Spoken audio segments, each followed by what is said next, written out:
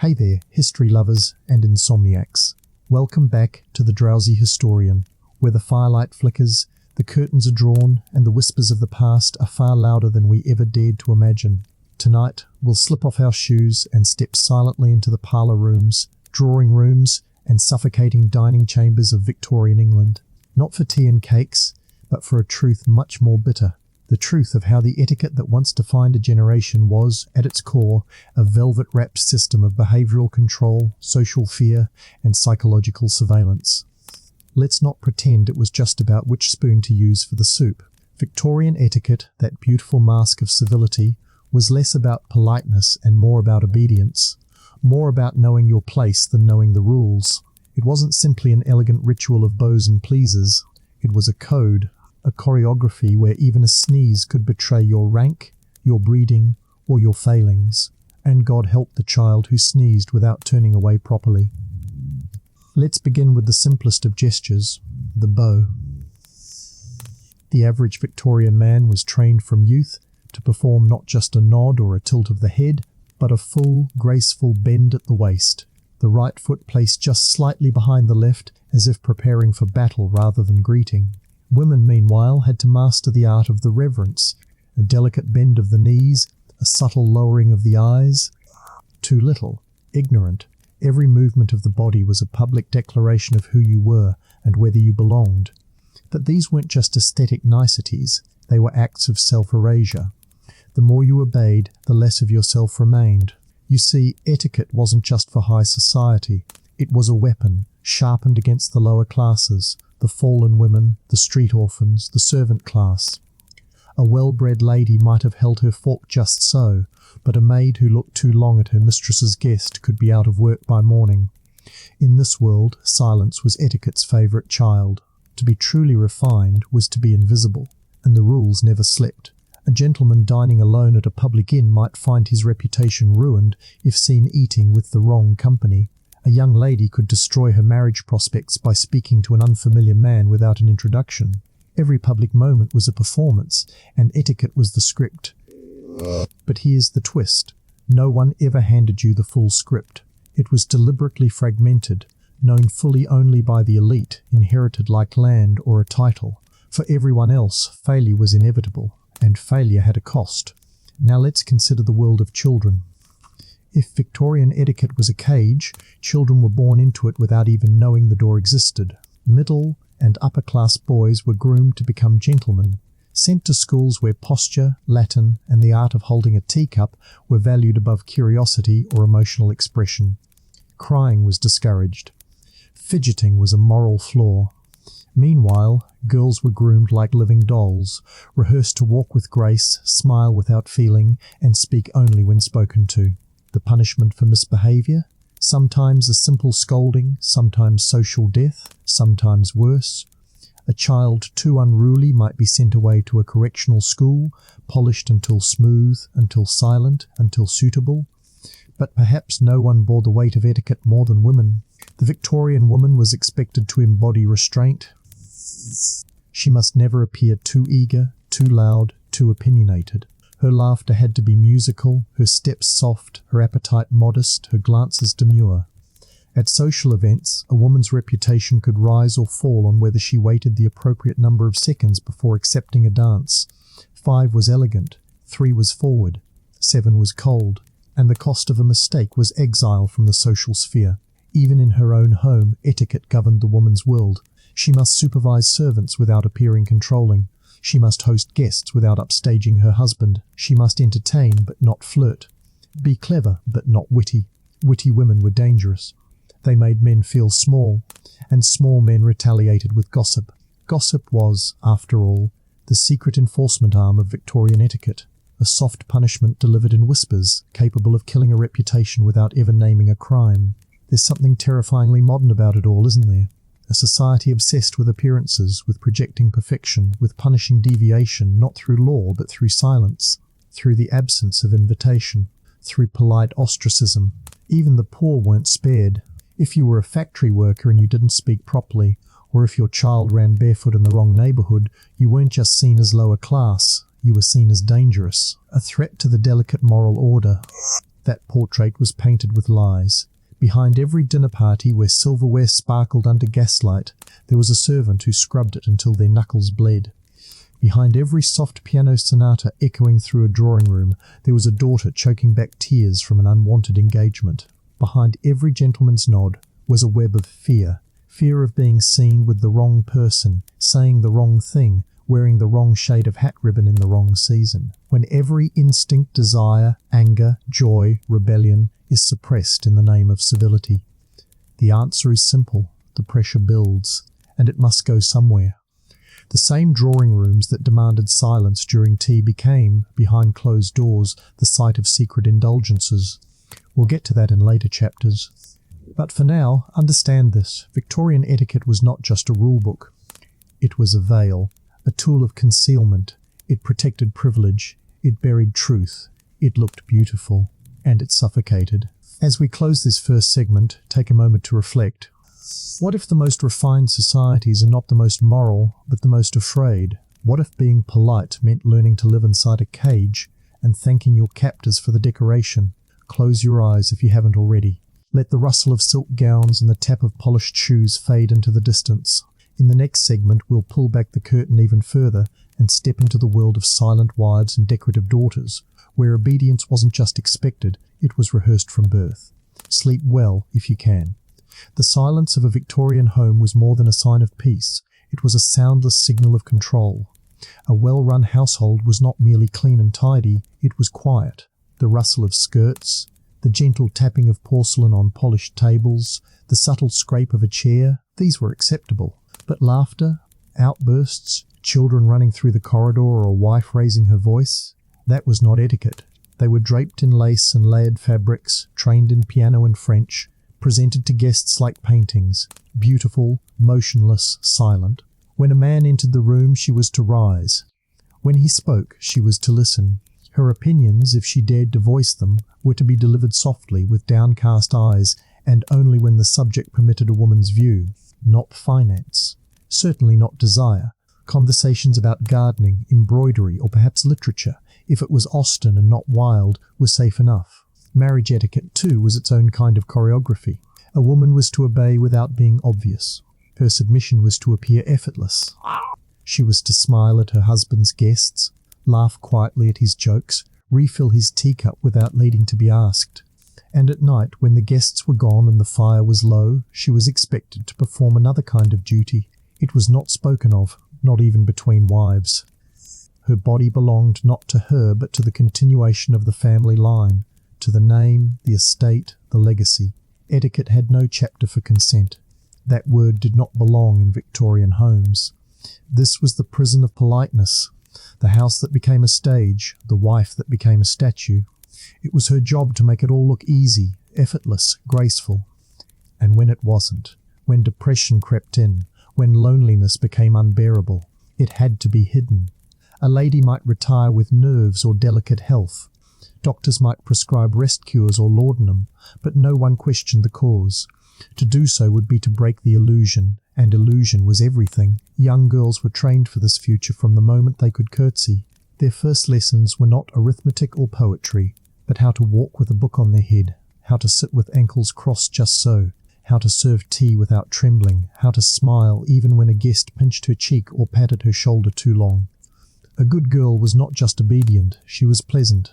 No matter what she endured, she had to be pleasant. Her education reflected this expectation. Finishing schools weren't about finishing an academic journey, they were about smoothing the rough edges of personality. Too outspoken, she needed polish. Too curious, she needed restraint. Too bold, she was in danger. Every lesson chipped away at her inner world and built a shell in its place. The perfect lady was an echo of her mother, of her class, of society, never of herself. And then there were the rituals, ceremonies so embedded in etiquette they became sacred. The first ball, for instance, was more than a dance. It was a test. A débutante's entrance into society wasn't merely about a pretty dress and a dance card, it was a carefully orchestrated performance. Every movement, from her smile to her partner selection, was watched.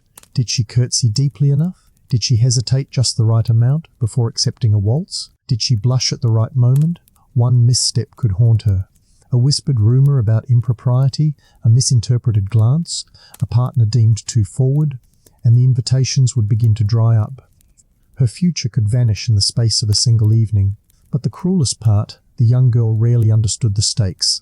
Her value was measured not in intellect or talent, but in behaviour, in how well she followed the rules of an etiquette she didn't invent, for a society that never truly saw her. And once married, that training didn't end. It simply changed shape. Now the expectation was to manage the household, host the guests, rear the children, and above all, never embarrass the family name. If her husband strayed, as many did, she was to endure, quietly, with grace. That too was etiquette. In public she had to appear content. In private she might write letters, coded ones, buried under flower metaphors and careful phrasing. Sometimes those letters survived, and when historians read them now, they find grief, longing, rage, all hidden in the margins of etiquette. It's one of the great contradictions of the era that the most strictly mannered women often held the deepest private storms. And what of the men? Were they free of this performative burden? Not entirely. A gentleman, too, had to play his part. He must tip his hat, rise when a lady entered, speak with restraint, never show emotion too strongly. But his etiquette allowed more latitude, especially behind closed doors. He could drink, visit clubs, pursue mistresses, and as long as he maintained the appearance of civility in public, society turned a blind eye. It was understood. That was the great divide, and etiquette built a bridge that only went one way. Even in matters of grief, etiquette reigned. Mourning had rules. Black clothing for a year, no music, limited social visits. A widow had to demonstrate sorrow, but not too much. Too little, and she was cold. Too much, and she was unstable. But after the mourning period ended, she was expected to rejoin society, quietly, gratefully, perhaps even remarry if the situation demanded. Her grief had an expiration date, and so we return to the central question: was Victorian etiquette about virtue, or was it about visibility? Did it raise the moral standards of a nation, or did it simply protect the powerful from scrutiny by smothering the powerless with silence? Because that's what it did, in the end. It silenced. It polished pain until it looked like poise. It took grief, rage, longing, and desire, and dressed them up in lace, gloves, and gentle smiles.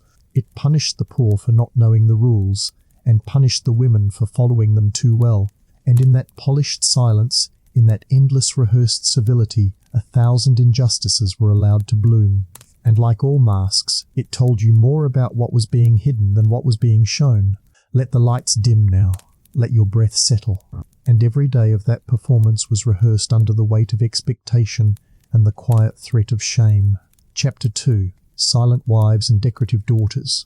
The hearth glowed softly in the corner of a Victorian sitting room. A girl sat beneath it, practicing her embroidery under the supervision of her governess. She was not allowed to speak unless prompted, and even then, her answers were to be no more than 2 sentences. She must not slouch, her hands must remain visible, her feet must be crossed delicately at the ankles. To fidget was to fail, to sigh too loudly, a sign of inner disturbance. Her mother watched from across the room, not with cruelty, but with centuries of inherited expectation resting silently in her gaze. This girl was not born free. She was born rehearsing. In Victorian England, daughters were trained, not raised. Their upbringing was not a journey towards selfhood, but a process of refinement, smoothing the rough edges of identity into the perfect mould of submission. If she showed too much curiosity, she was scolded. If she asked too many questions, she was ignored. And if she ever challenged the rules, even gently, she was quietly reminded that obedience was not optional, it was survival. Her value was not in what she could build, say, or dream. It was in what she could withhold. How well could she carry a teacup without trembling? How convincingly could she smile while her future was bartered over port and cigars in the drawing room downstairs? You see, Victorian etiquette didn't just teach women how to behave, it taught them how to disappear. Marriage, the ultimate destination of a well-raised daughter, was not a celebration of love. It was a quiet transaction, often cloaked in the romantic language of poetry and propriety, but understood by all parties to be a union of land, lineage, and legacy. The woman's role in that equation was clear: provide heirs, host guests, maintain appearances, and above all, do not cause scandal. A girl entering womanhood was often subjected to an ordeal so quietly invasive it is rarely spoken of in history books, the so-called marriage inspection. These rituals, sometimes performed by physicians under the pretense of medical care, were in fact violations. A girl would be called in, told it was for her health, and examined for purity, a term loaded with shame and implication. No explanation, no choice, no protest. Her body had already become a matter of family reputation. What followed was a brief engagement, a whispered ceremony, and a lifetime of watching, waiting, and pretending. A wife must never let her smile falter, not when her husband came home reeking of tobacco and perfume, not even when he took other women to the opera while she stayed home, playing hostess to distant relatives. Because Victorian wives were not chosen for their minds or their wit, they were chosen for their silence, for their softness, for their ability to decorate a room and not disturb it. She was expected to be beautiful but not seductive, intelligent but not challenging, friendly but never familiar. She had to live in the narrow, airless space between being seen and being heard, a display piece in her husband's cabinet of accomplishments. And yet, within this tight-laced prison, some women carved out small spaces of resistance. They wrote letters in code, diaries hidden behind false backs of books, poems folded inside sewing kits. They formed secret societies, clubs disguised as literary circles or charity groups, where they could speak freely, even if only for an hour. It was dangerous. One misplaced page, one overheard comment, and her reputation could be ruined. But for some, the risk was worth it. A stolen truth was still a truth. In private, some wives began quiet affairs, rarely for lust, often for conversation, for gentleness, for someone to see them not as a porcelain figurine but as a breathing woman. These trysts were quiet, desperate, and always fleeting. A man might be forgiven for his infidelities. A woman? Never. Her betrayal was treated as moral collapse. If discovered, she would be cast out, shunned not just by her husband, but by her family, her friends, and even her own children. And the children, how they watched. Girls learning from mothers who never raised their voice, never asked for anything. Boys watching fathers dismiss their wives with a glance and command silence with a gesture. Victorian homes were training grounds for repression. The values passed down were not about justice or affection.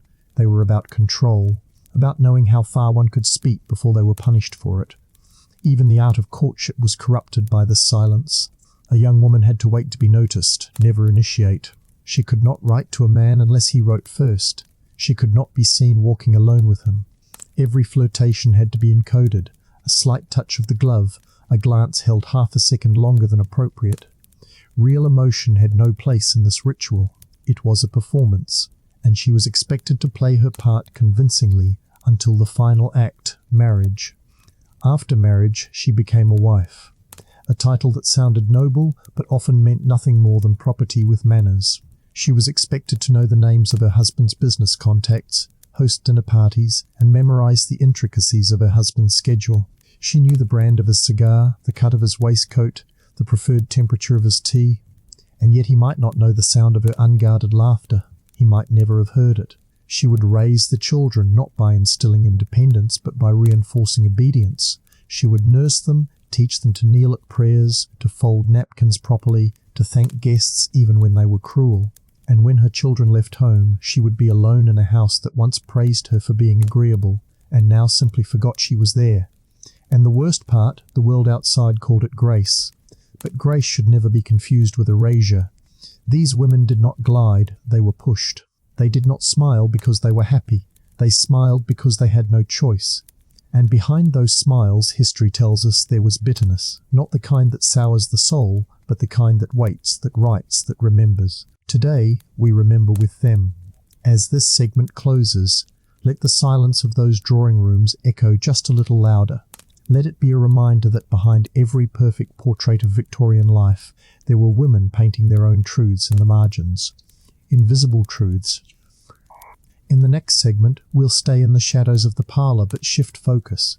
To the daughters still waiting, dresses pressed, mouths shut, hearts growing restless, prepared to walk into the same performance with no script of their own. Until then, sleep softly and let the truth keep whispering. A daughter's world in Victorian England was made of mirrors, not the kind that showed her face, but the kind that reflected the expectations of everyone around her. Her governess watched her posture. Her mother watched her manners. Her father, when he wasn't absent behind newspapers and brandy, watched her prospects. But no one truly watched her.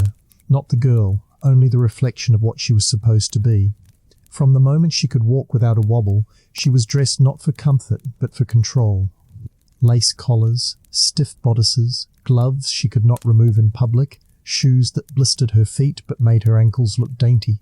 The dresses she wore were layers of fabric sewn with threads of anxiety, a visible reminder that her body was not yet hers. Her smile had to be permanent. Her gaze had to be soft.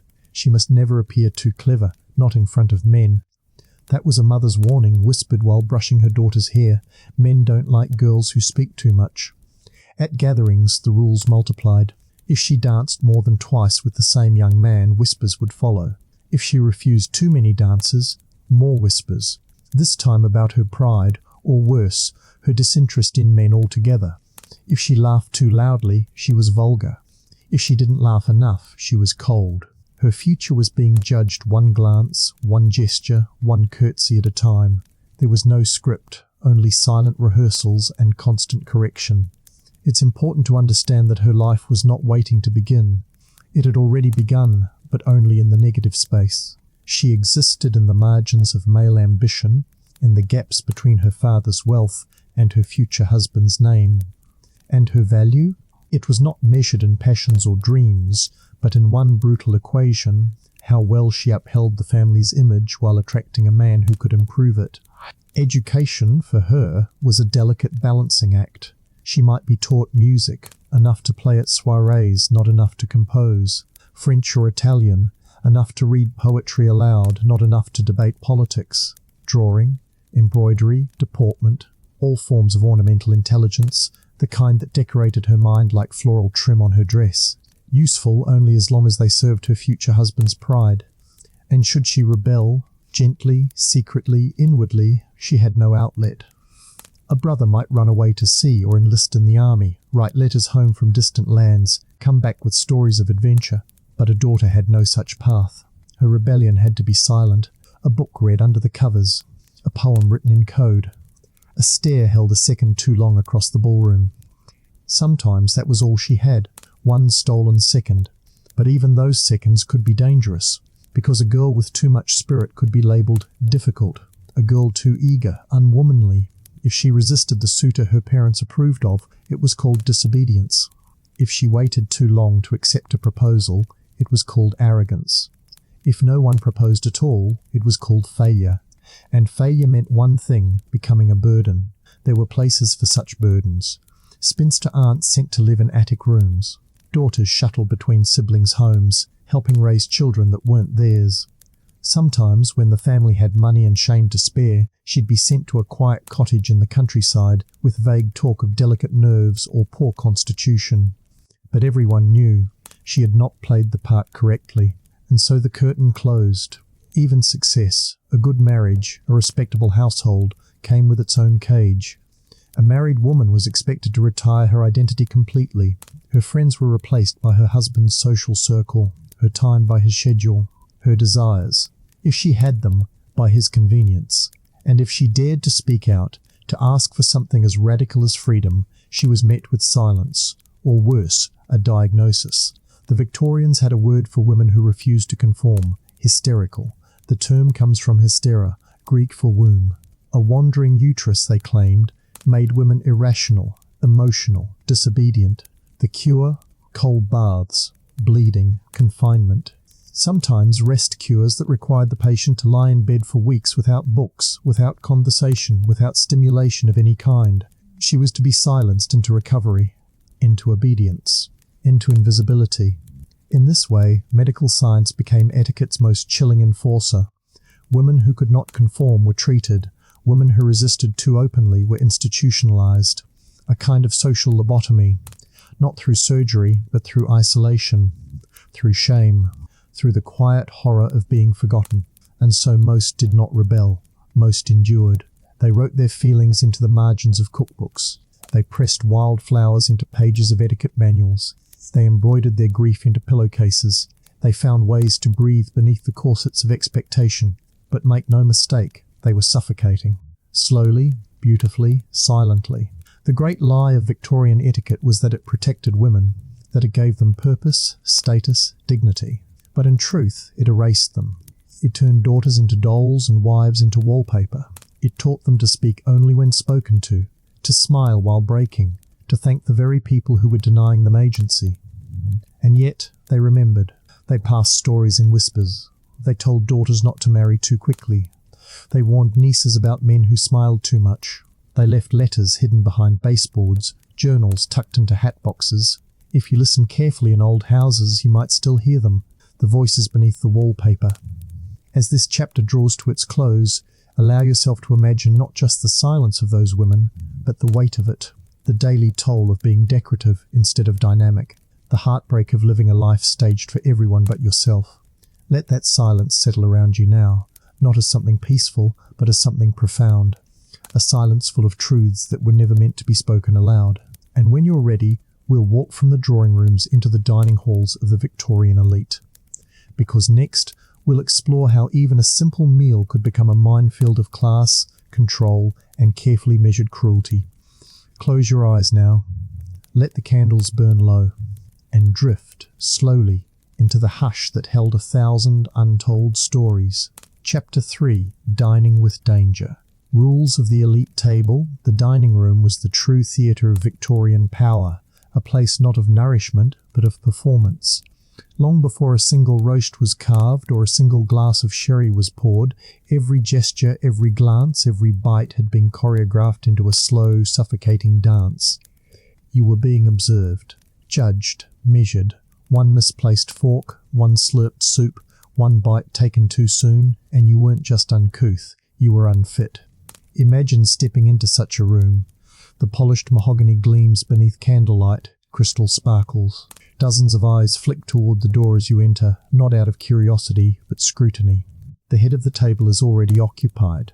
You know where to sit only because it has been pre-assigned, subtly ranked by your social value. The closer to the host, the more important you are. The further you are, the less you matter. Dinner had its own language, a coded symphony of silverware and silence. Forks were not just utensils. The fish fork, the salad fork, the dessert fork, each smaller, more delicate, more ridiculous than the last. A knife out of place meant you didn't belong, and belonging was everything. You could inherit land, marry wealth, even carry a title, but if you didn't know how to fold a napkin into the shape of a bishop's hat, or which spoon to use for the consommé, you were suspect, uncivilized, possibly American. The irony, of course, was that these rules weren't ancient. Many were invented within a generation.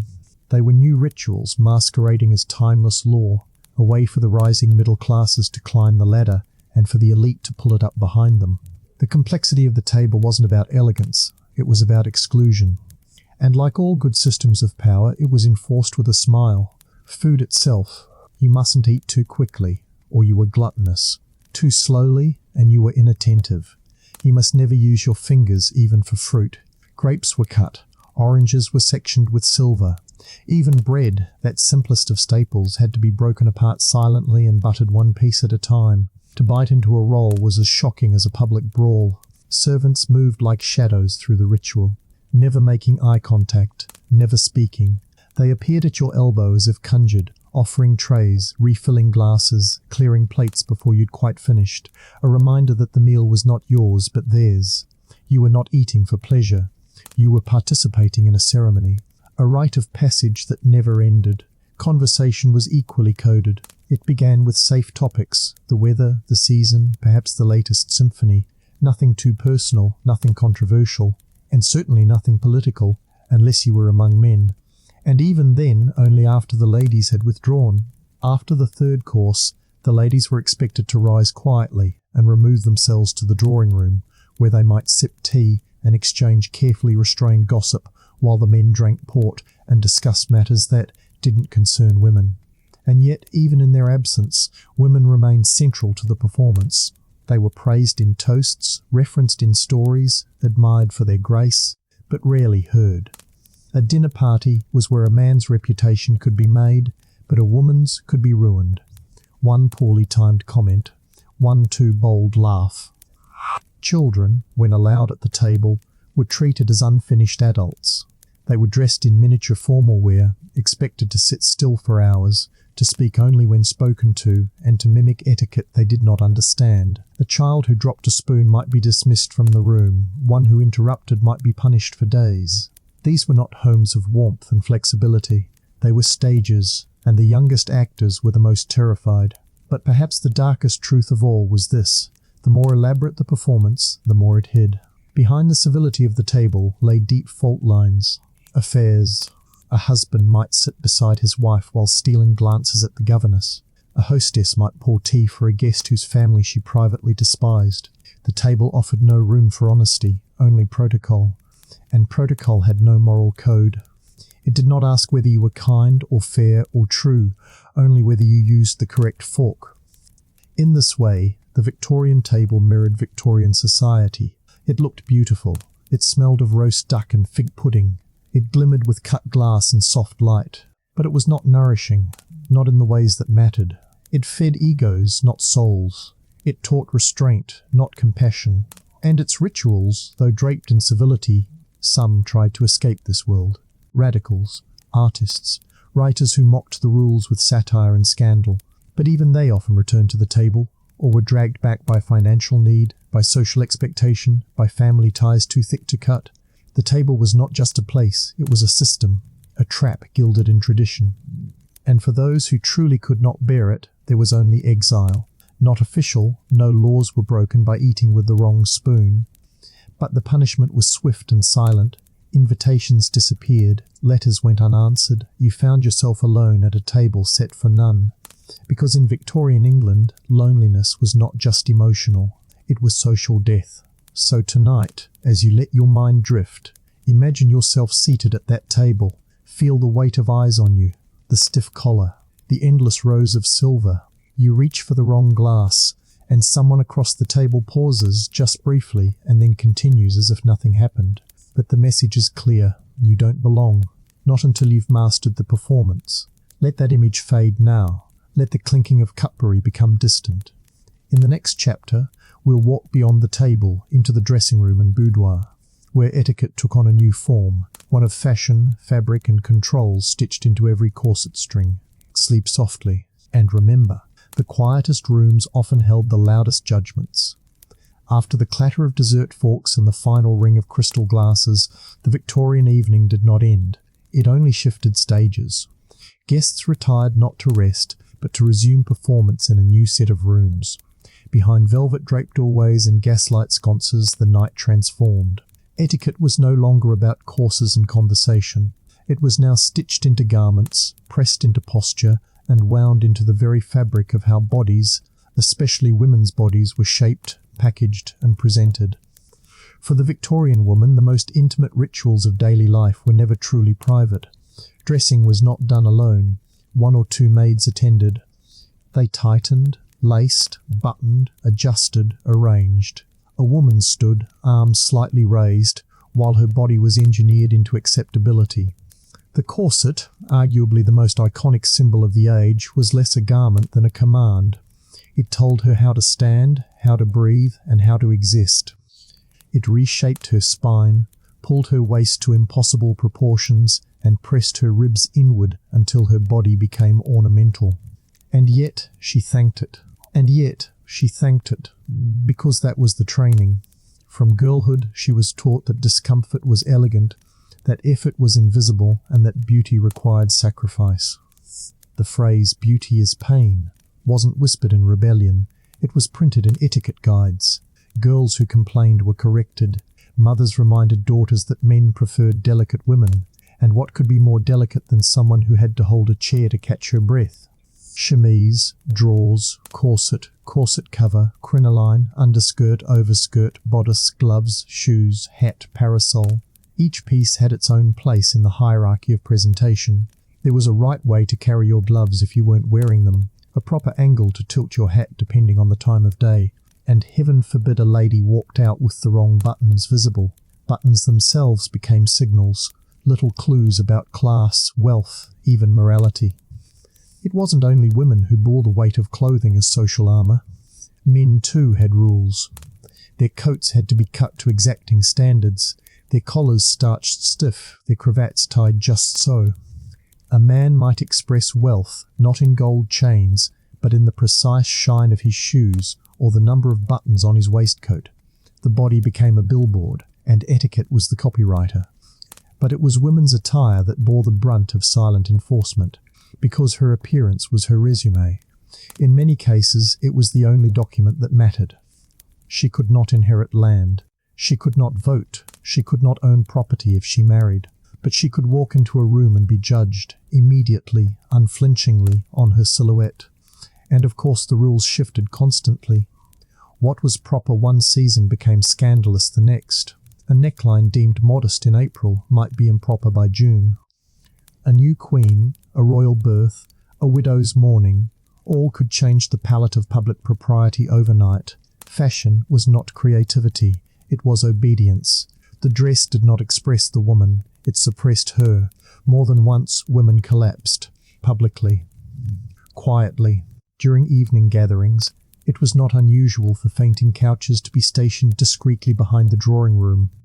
It was not uncommon to see women excuse themselves with pale smiles, their corsets having robbed them of breath after 3 hours of small talk and posture.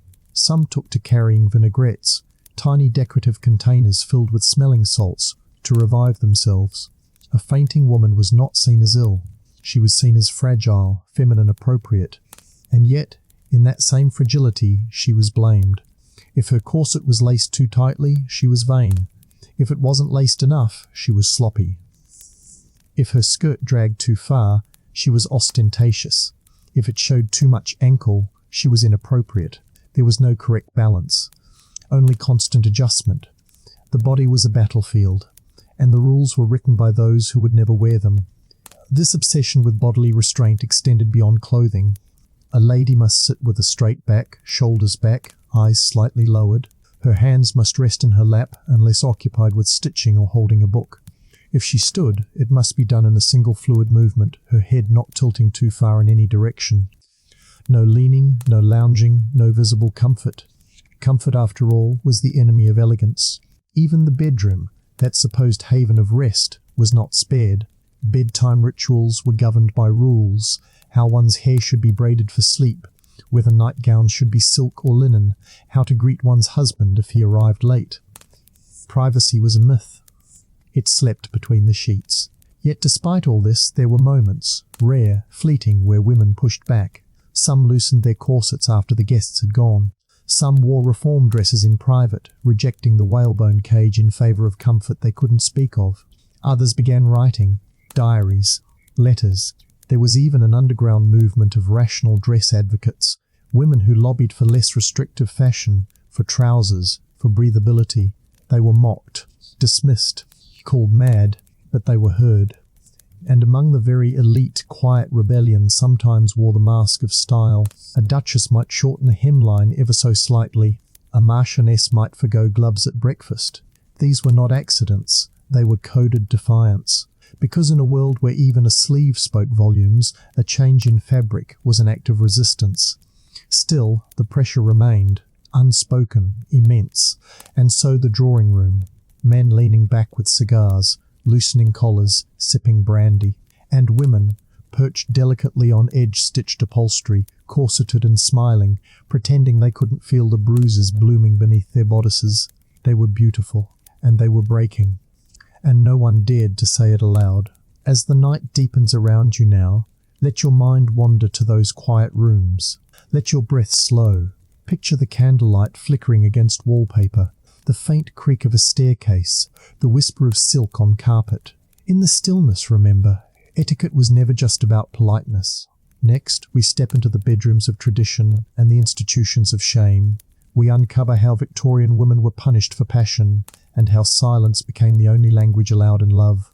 Sleep deeply, there is more to reveal. Chapter 4, Cleanliness, is next to hypocrisy. The word clean carried weight in Victorian England. It did not merely refer to hygiene, it was a symbol, a virtue, a requirement for respectability. A clean home, a clean reputation, a clean daughter. Cleanliness, they said, was next to godliness. But as with most things in the Victorian world, the deeper you went, the dirtier it got. Let's begin with the body. the one place you'd expect hygiene to reign supreme.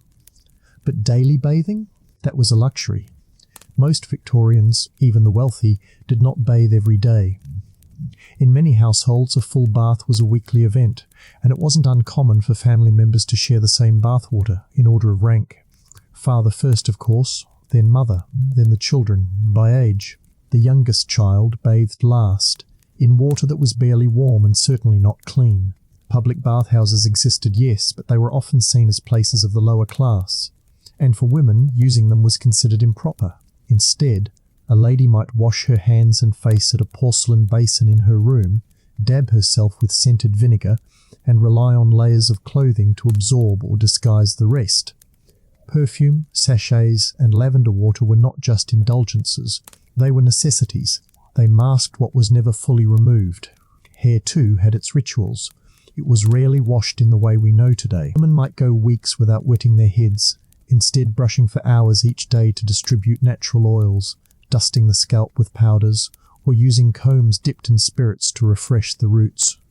The act of washing hair could take hours and required help. Water was hauled in buckets. Soaps were harsh.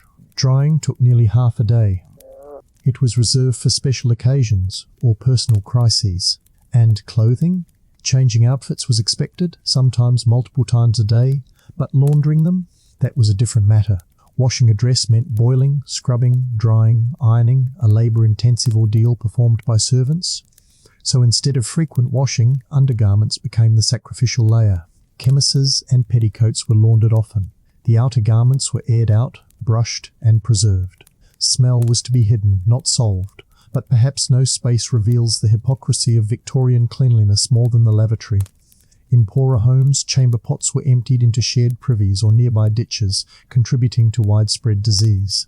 In wealthier homes, indoor toilets were emerging, but even then, the sewage systems were rudimentary, prone to backup, and smelled of exactly what they were designed to carry away.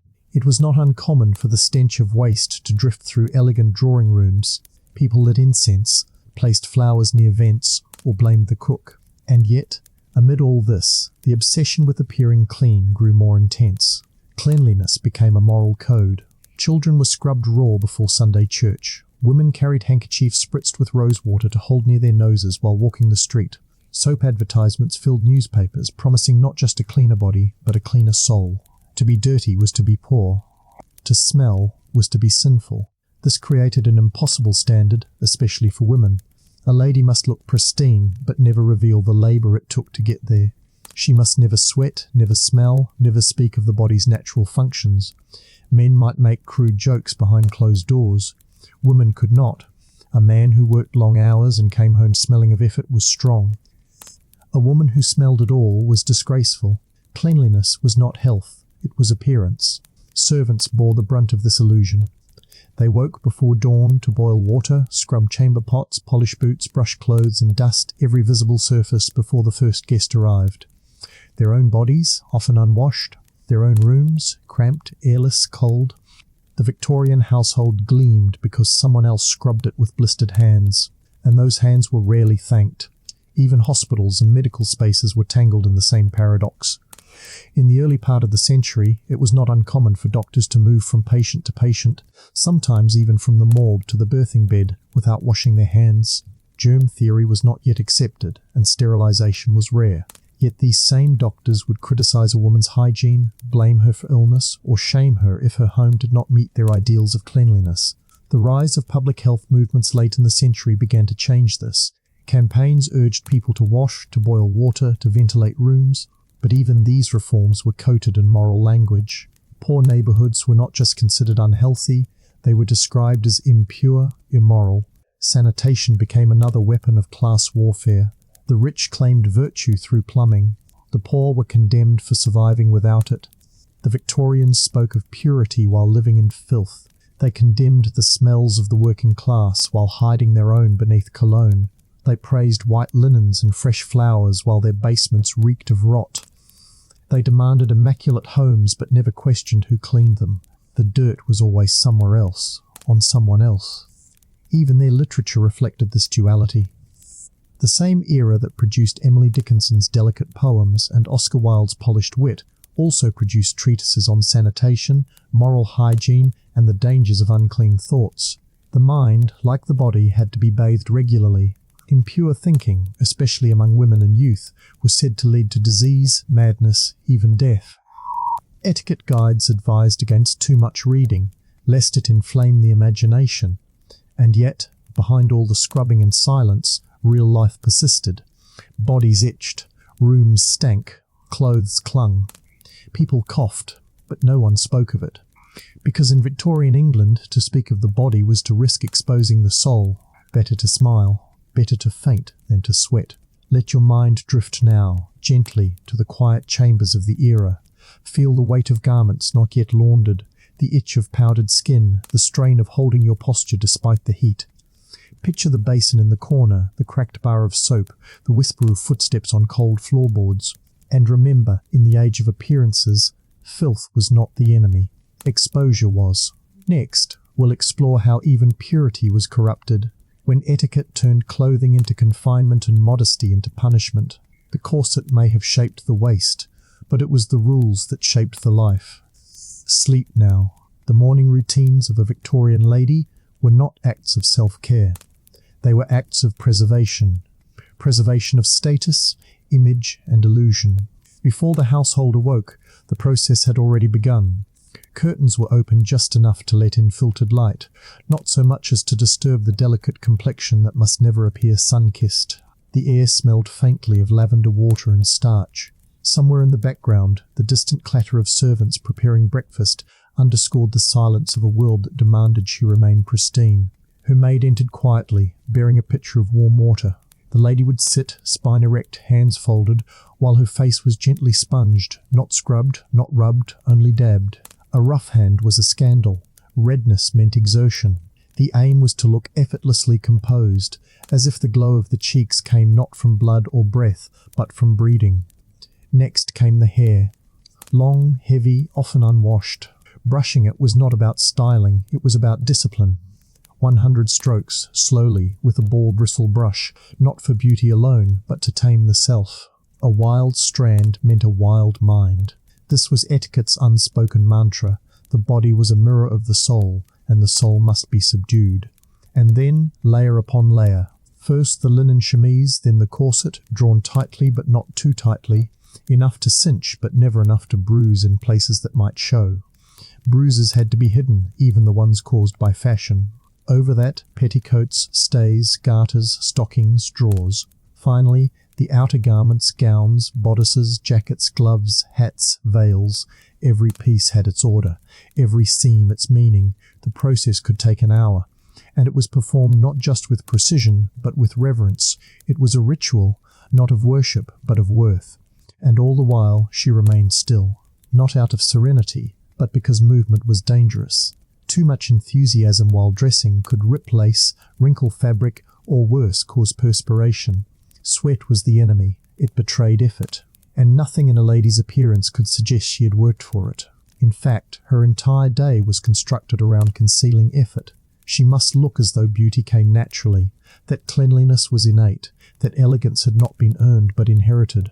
Yet beneath the linen and lace, the truth told a different story. Corset pinched. The shoes blistered, because to frown was unfeminine. To complain was low-born.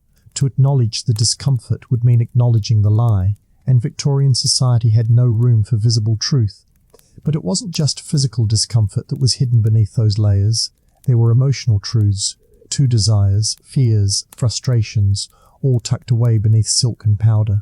A woman was not supposed to think of her body beyond the need to keep it polished. She must never acknowledge hunger too eagerly, never refer to digestion, and certainly never speak of the monthly rhythms that came and went with quiet dread.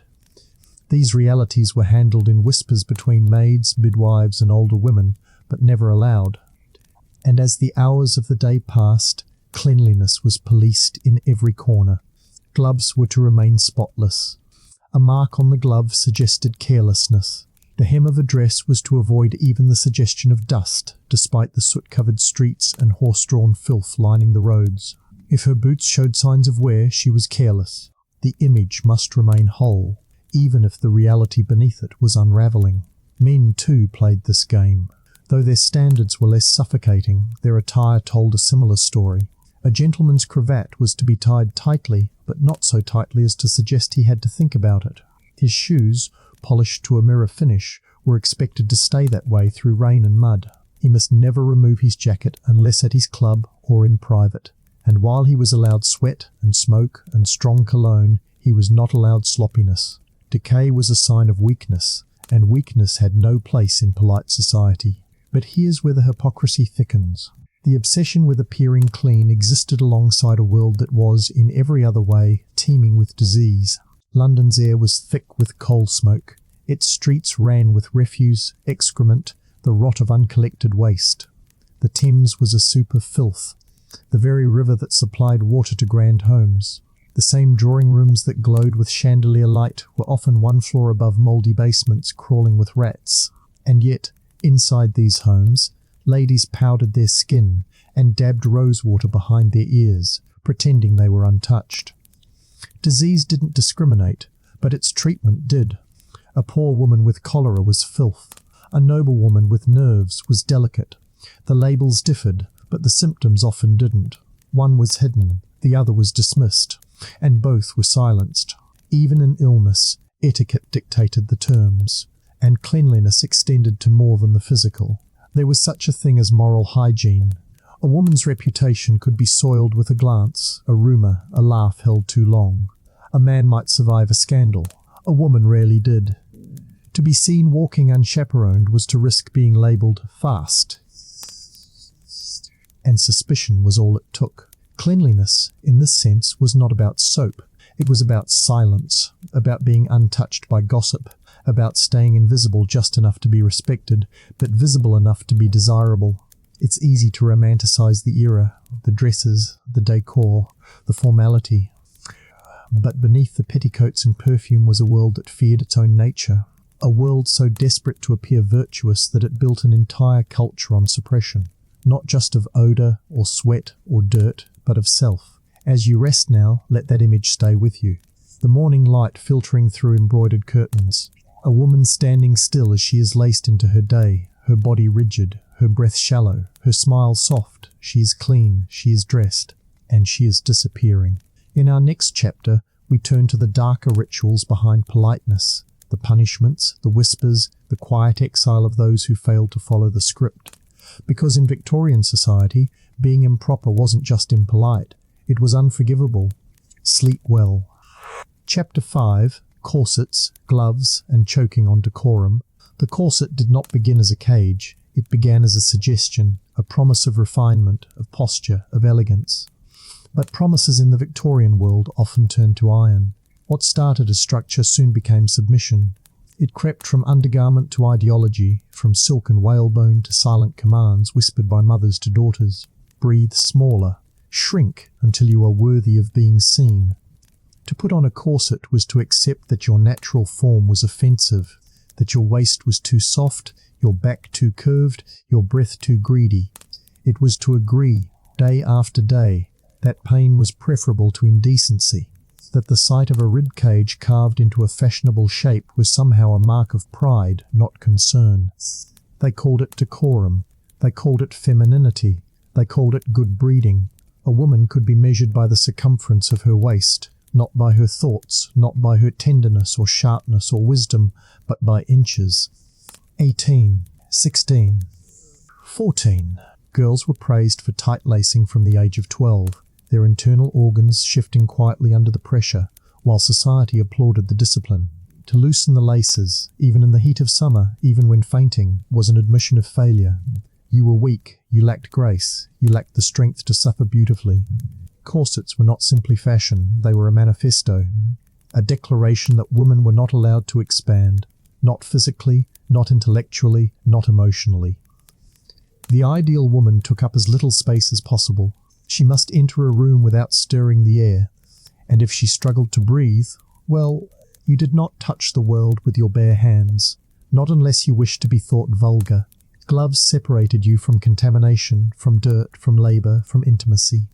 They came off only in strict settings, during meals, in church, at the piano, but never in public, never around strangers, never while shaking hands. A bare palm was too raw, too human, too real, and so you wore gloves. In summer, in sweat, in sickness. You wore them even when your fingers ached from the heat, when the dye bled onto your skin, when the buttons pinched at your wrists. You wore them because propriety said you must, because modesty was measured in cotton and kid leather. Hats and veils added more layers. You couldn't step outside without one. To walk bareheaded, even in your own garden, was to court gossip. The brim of your bonnet framed your gaze, dictated how much of the world you could see. The veil softened your features, filtered your smile. Together, they ensured you were always on display, but never fully visible. Shoes, pointed and narrow, were not built for walking. They were built for posture. You were meant to glide, as if floating just above the ground, and if the cobblestones cut your soles through the thin leather, so be it. Pain was not the enemy, noise was. Clumsiness was. Boldness, above all, was unforgivable. All these garments, corsets, gloves, hats, shoes, worked in concert to shape not just the body, but the behaviour. They trained women to sit still, to cross their ankles, not their legs, to fold their hands, not gesture, to nod, not interrupt. Movement was minimised, expression restrained. The very act of dressing became a rehearsal for obedience. Those who resisted, they were not publicly whipped. Victorian punishment was more elegant than that. It came in subtler forms, whispers, exclusions, smirks. A woman who wore the wrong dress might find herself omitted from the next invitation list. A girl who forgot her gloves might be passed over in the marriage market. A lady who dared to loosen her corset in public, even due to illness, might be accused of seeking attention. Etiquette didn't need police. It had society. There were exceptions, of course. The theatrical, the eccentric, the rebellious. Actresses and courtesans, widows and suffragettes. But even they played the game, if only to mock it. Some wore corsets with exaggerated flair, gloves dyed in shocking colours, hats perched at daring angles. Their defiance was not always resistance. Sometimes it was performance, because the system was so complete that even rebellion had to wear its costume. The most tragic players, however, were not the rebels. They were the devoted, the women who followed every rule, kept every button polished, every ribbon aligned, and still found themselves judged. Because perfection was never truly attainable. The rules shifted. The standards changed. A woman could spend a lifetime chasing approval and receive nothing but polite nods and private pity. In fact, the stricter the woman adhered to etiquette, the more invisible she became. She was praised for her modesty, her silence, her propriety, until she vanished. She became part of the furniture, a fixture in the background of her own life, dressed, laced, polished, and utterly unremarkable. This was the cruelty beneath the lace, that the very tools meant to elevate a woman were used to erase her. And so, a strange duality existed, a society that worshipped feminine beauty and yet demanded it be caged, that admired elegance and yet punished any sign of ease, that spoke of virtue but practiced repression. Even today we feel echoes of it, in the pressure to smile politely. So, as you drift into sleep now, imagine standing in front of a tall mirror in a Victorian dressing room. The candles flicker, the air smells of lavender and starch. Behind you, your maid holds the laces of your corset ready to pull. The gloves lie folded on the chair. The hat waits on its stand. Outside, the carriage is ready. The world expects you. But just for a moment, you hesitate. You breathe, deeply, fully, freely. You remember that your worth is not measured in inches or silk or silence, that no rule ever written deserves your pain. In our next chapter, we'll explore what happened when a woman failed the performance, when etiquette wasn't just inconvenient, but a punishment. The stories of those who were sent away, whose voices were labelled dangerous, whose instincts were pathologized. Sleep now, and listen closely. The next whispers are coming from the edge of exile. Etiquette was never just about doing things properly. It was about never doing things wrong. The price of a misstep was not a slap on the wrist or a raised voice. It was exile. A woman who transgressed the unspoken rules of Victorian decorum wasn't punished openly. She was edited out, as if her name had been written in pencil and someone simply reached for an eraser. To fall from grace was the great unnamed fear. It started subtly. Invitations that once arrived by the dozen stopped coming. Social calls were returned with vague excuses. Eyes that once greeted her with warmth now flicked past her at balls and garden parties. A friend, once confidant, became suddenly forgetful. "Oh, I didn't see you there. Were you at the opera last Thursday? How strange, I don't recall." And slowly, as if drifting in fog, she vanished from the social world. Her offence might have been minor. Too much laughter with the wrong man. A conversation overheard and misinterpreted. Or perhaps she danced too often, or too freely, or accepted a second glass of wine. Sometimes the rules weren't broken at all, only bent, only whispered about. But in a society where a woman's value was her reputation, a whisper could do more harm than any shout. For young girls the fall came even faster, a slip in posture at a finishing school. A letter found tucked inside a book, innocent perhaps, but suspicious. A maid's idle chatter overheard by the wrong aunt. A faint, unconfirmed rumour of impropriety was all it took. And suddenly, the carefully arranged future, the eligible suitors, the coming-out ball, the delicate talk of trousseaux and cottages, crumbled to nothing. Her name might still be spoken, but now in the tone reserved for tragedy. Such a shame. She showed such promise. And then there were the women who resisted more directly, the ones who spoke back, who questioned their husbands in public, who expressed opinions too sharply at the dinner table.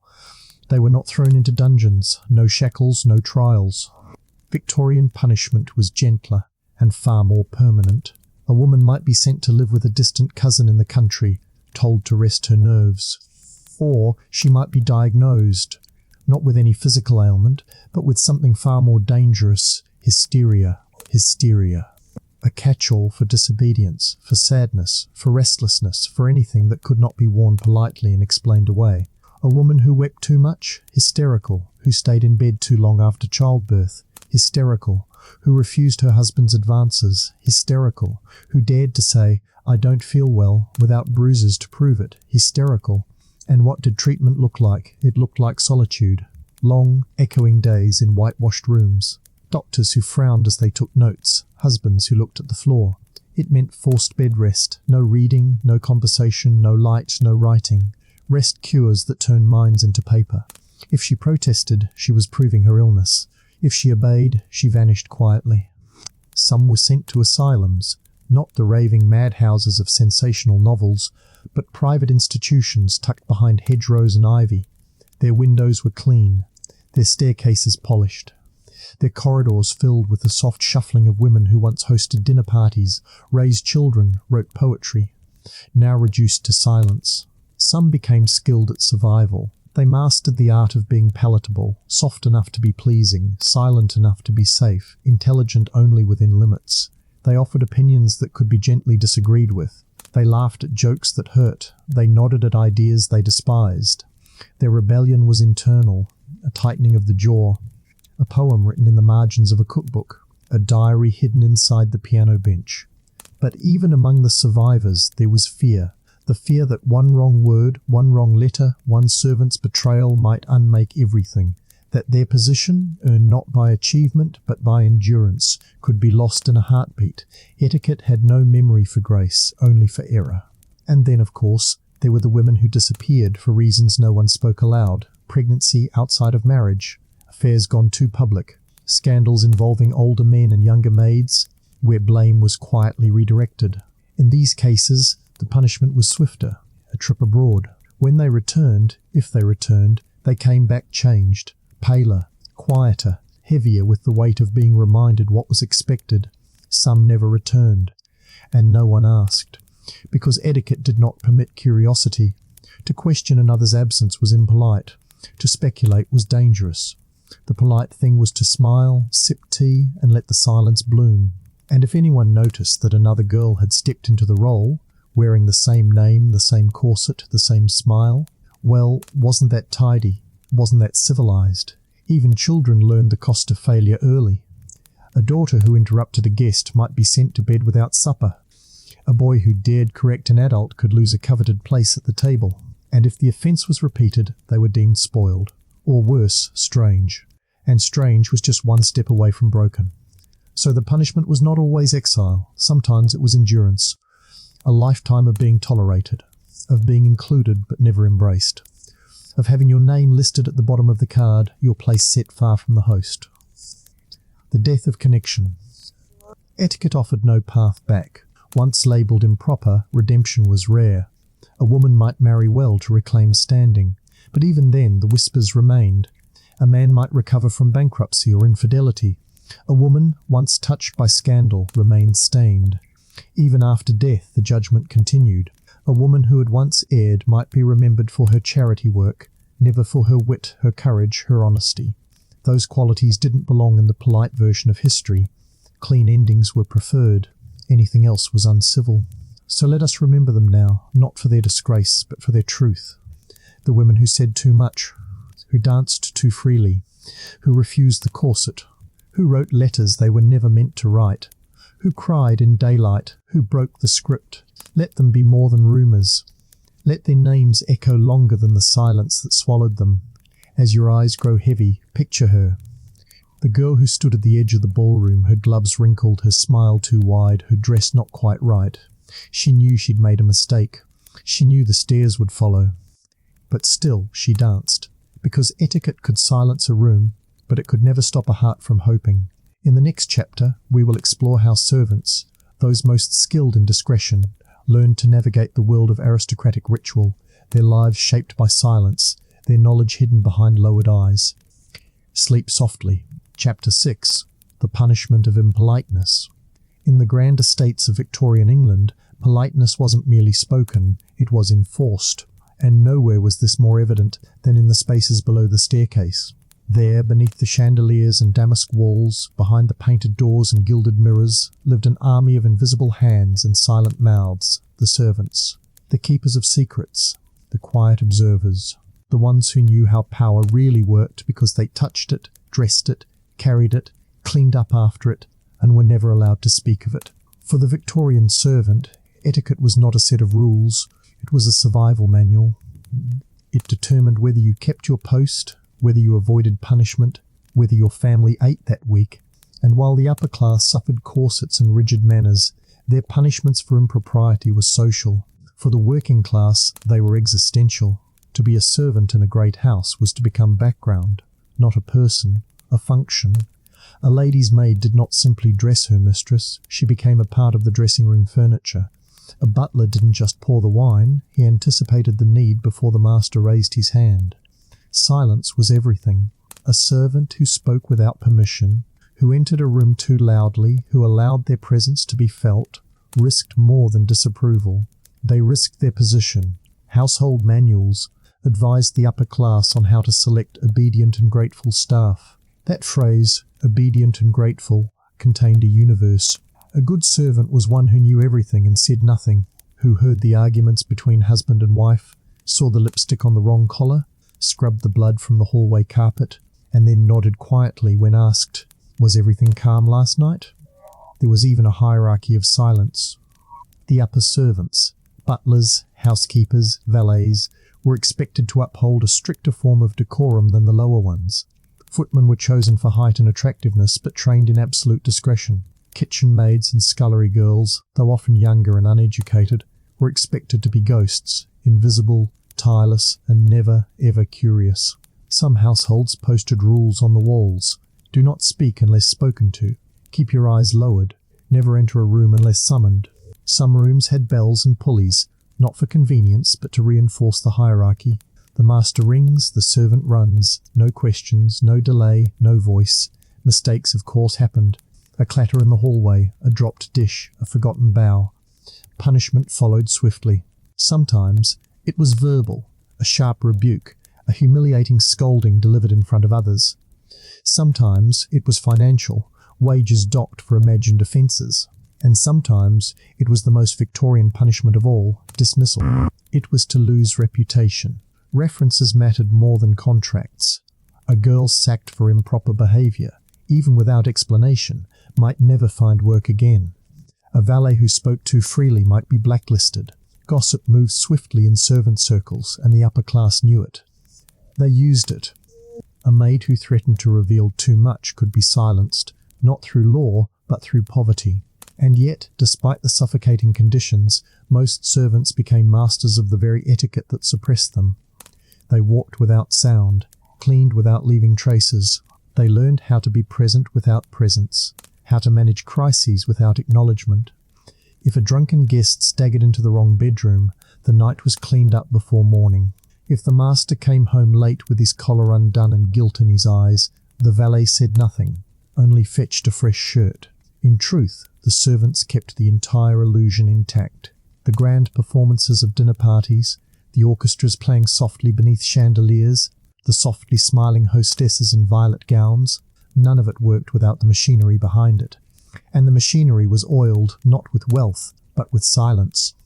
Of course, some resisted, some whispered. There were cases, rare, mostly buried, of housemaids who spoke out, of footmen who dared to confront a guest, of kitchen girls who refused to return. But their stories often ended in tragedy. The law was not on their side, nor was society. For women especially, the rules were even harsher. A lady's maid might be assaulted by her employer and dismissed for enticing behaviour. A nursery maid might be fired if the child she watched repeated something overheard behind a door. Even a hint of impropriety, a letter found, a look held too long, could mean ruin. And because they were poor, because they had no power, the system justified itself. After all, one must keep the household respectable. But perhaps the most painful part of the servants' experience was not the injustice. It was the requirement to participate in the very system that crushed them, to iron the gowns that would outshine their daughters, to scrub the floors of rooms where decisions were made about futures they would never touch, to pour wine for men who would never remember their names, yet whose every secret they held like a weight, and they held those secrets until death. Because loyalty, for a servant, was not just a trait, it was a demand. A good servant was one who never repeated what they knew, even after they left, even when no one was listening. Some wrote memoirs decades later, when they were old and no longer employed. Some burned letters. Others buried the truth beneath decades of habit, lowering their voice even in their own kitchens, still expecting a bell to ring. Etiquette, for the servant class, was not about refinement. It was about erasure. The better you performed it, the less you existed. The more invisible you became, the more valuable you were. As you let your mind rest now, picture that quiet world beneath the manor, the narrow corridor, a pair of boots being shined in the half-light, the kitchen fire kept alive while the house above sleeps. Somewhere, a maid folds a gown she cannot afford to touch. A butler polishes silver that will never belong to him. They are quiet, they are everywhere, they know everything. In the next chapter, we return to the upper halls, to explore how these rituals of control turned the bedroom into a stage, and how desire itself was placed in a cage lined with lace and obligation. Sleep gently now. When the last candle in the drawing-room flickered out, and the guests had been seen off in carriages, when the final cup of tea was rinsed, and the faint scent of perfume lingered in the curtains, the Victorian home did not rest. It simply changed masks. The public politeness was stripped away, but not abandoned. It followed you upstairs, into the bedroom, into the night, where the rules of etiquette did not vanish. They twisted, hardened. They became less visible, but more binding. The Victorian bedroom was not a place of intimacy.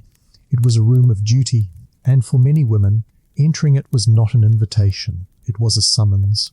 The man they married, chosen by family, introduced formally, perhaps never truly known, had certain expectations. But those expectations were rarely spoken aloud. That would have been crude. No, everything had to be framed within propriety, which made it all the more confusing and all the more dangerous. A wife's role at night was to remain pleasant, still, quiet, even in pain, even in confusion. Even if she didn't understand what was being asked of her, she had no language to describe it. There were no words in the etiquette manuals for that, no guidance in her finishing school classes, just vague warnings wrapped in euphemism. A wife must not deny her husband. A lady submits. A good woman understands her obligations, and so she did. Even when she didn't understand, even when it hurt, her body was not considered hers. Not really. It belonged to the household, to the family name, to the legacy, to the heir that must be born. If she refused her husband, he might stray, and if he strayed, society would whisper about her, not about him. She would be blamed for being cold, for being disobedient, for failing to satisfy a man's noble appetites. After all, men had urges, women had roles, and yet, even within that role, there were more rules. She must never seem eager, that was vulgar. She must never initiate, that was improper. She must always appear as though she were fulfilling a sacred task, even if it broke her from the inside. Desire had no place in the respectable home, not for women. Not unless it was performed delicately, like a dance no one dared name. If she showed disinterest, or, worse, grief, there were words for that too: frigidity, nervous exhaustion, emotional instability. Her feelings were reclassified as ailments. Her confusion was treated as illness. Doctors were summoned, not always because she asked, but because her husband did. He would sit beside the bed, describing her behaviour. She cries often, she's withdrawn, she resists intimacy, and the doctor, always male, always upper class, would nod gravely and ask her to lie back. Sometimes she was examined, sometimes given tonics, sometimes referred to a specialist. But almost never was she heard. There was in fact an entire class of physicians whose work blurred the line between medicine and possession. Some claimed that women's ailments stemmed from their womb, the wandering uterus they called it. Others insisted the cure was release. And some, disturbingly, practiced it themselves under the guise of treatment. These procedures were clinical in name, but carnal in form, and the women were told to be grateful, because to question a doctor was to question the system. To say no was to risk everything. Some women kept diaries, coded and cryptic, buried in sewing boxes or behind false drawers. They wrote of nights when they pretended to be asleep, of moments when their bodies trembled with something other than passion. They wrote of husbands who never asked and of servants who looked away. They wrote to remember, or perhaps to erase. But not all women remained still. Some found ways to reclaim fragments of power. They claimed headaches. They exaggerated symptoms. They insisted on separate rooms, citing delicate nerves. They surrounded themselves with books, pets, or charities. Anything to postpone the summons. And in rare cases, very rare, they refused outright. These women were spoken of in hushed tones. Their names became cautionary tales. Their presence, when they reappeared in society, was met with tight smiles and quick exits. And then there were the women who were replaced, quietly. The secretary, the governess, the chambermaid. Sometimes the wife remained in the home, hosting dinners beside the very woman who shared her husband's bed. Sometimes she was sent away, to the country, to a sister's home, to convalesce. Because if there's one rule Victorian society never broke, it was this: appearances must be maintained at all costs. And so the household continued. The silver was polished, the guests arrived, the piano played in the drawing room, and behind the door at the end of the hall, a woman stared at the ceiling, wondering if she was alone in her confusion. She wasn't, but the walls were thick, and the etiquette was thicker. This private suffering was not reserved only for wives. Daughters, too, were trained in the performance before they ever stepped into a marriage bed. They were warned about modesty, coached in silence. They were told to guard their virtue while being pleasing, to remain pure while being desirable. They lived in the impossible space between innocence and preparedness. Some were examined by doctors before marriage, not for health, but for proof. They were told to undress, to lie still, to allow hands and eyes to evaluate the only thing they had to offer. They didn't understand. No one explained. Questions were discouraged. And when it was over, they were told, "You passed." Passed what? Etiquette never said. Even art was complicit. Painters invited into homes to sketch daughters in classical poses, half-dressed, reclining, lips slightly parted. Parents stood nearby, calling it culture. The artist called it inspiration. The girl didn't have the language to call it what it was. She only knew she couldn't say no. These rituals, the inspections, the portraits, the unspoken expectations, were cloaked in refinement. But refinement was just repression in velvet gloves. It excused the inexcusable. It framed abuse as tradition, and it turned generations of women into mannequins, posed for admiration and stripped of agency. As you rest now, imagine her.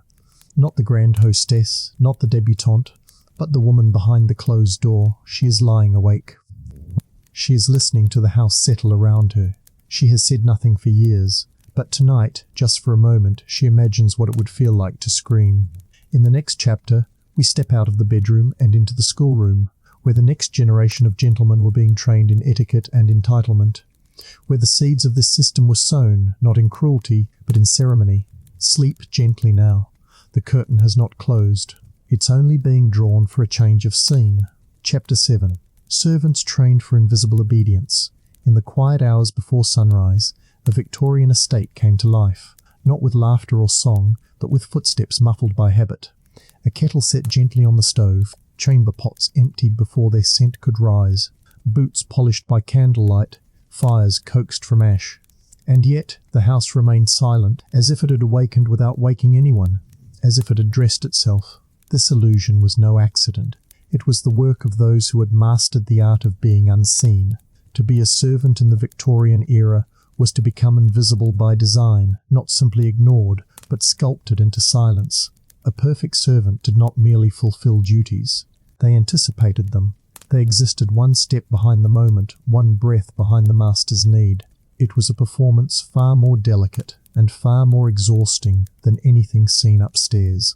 The training began young. For many, childhood ended not at 18, but at 12 or earlier, when a girl was sent off to service, when a boy exchanged school books for a broom or a coal scuttle. They arrived wide-eyed, frightened, eager to please, and the house, in its grandeur, swallowed them whole.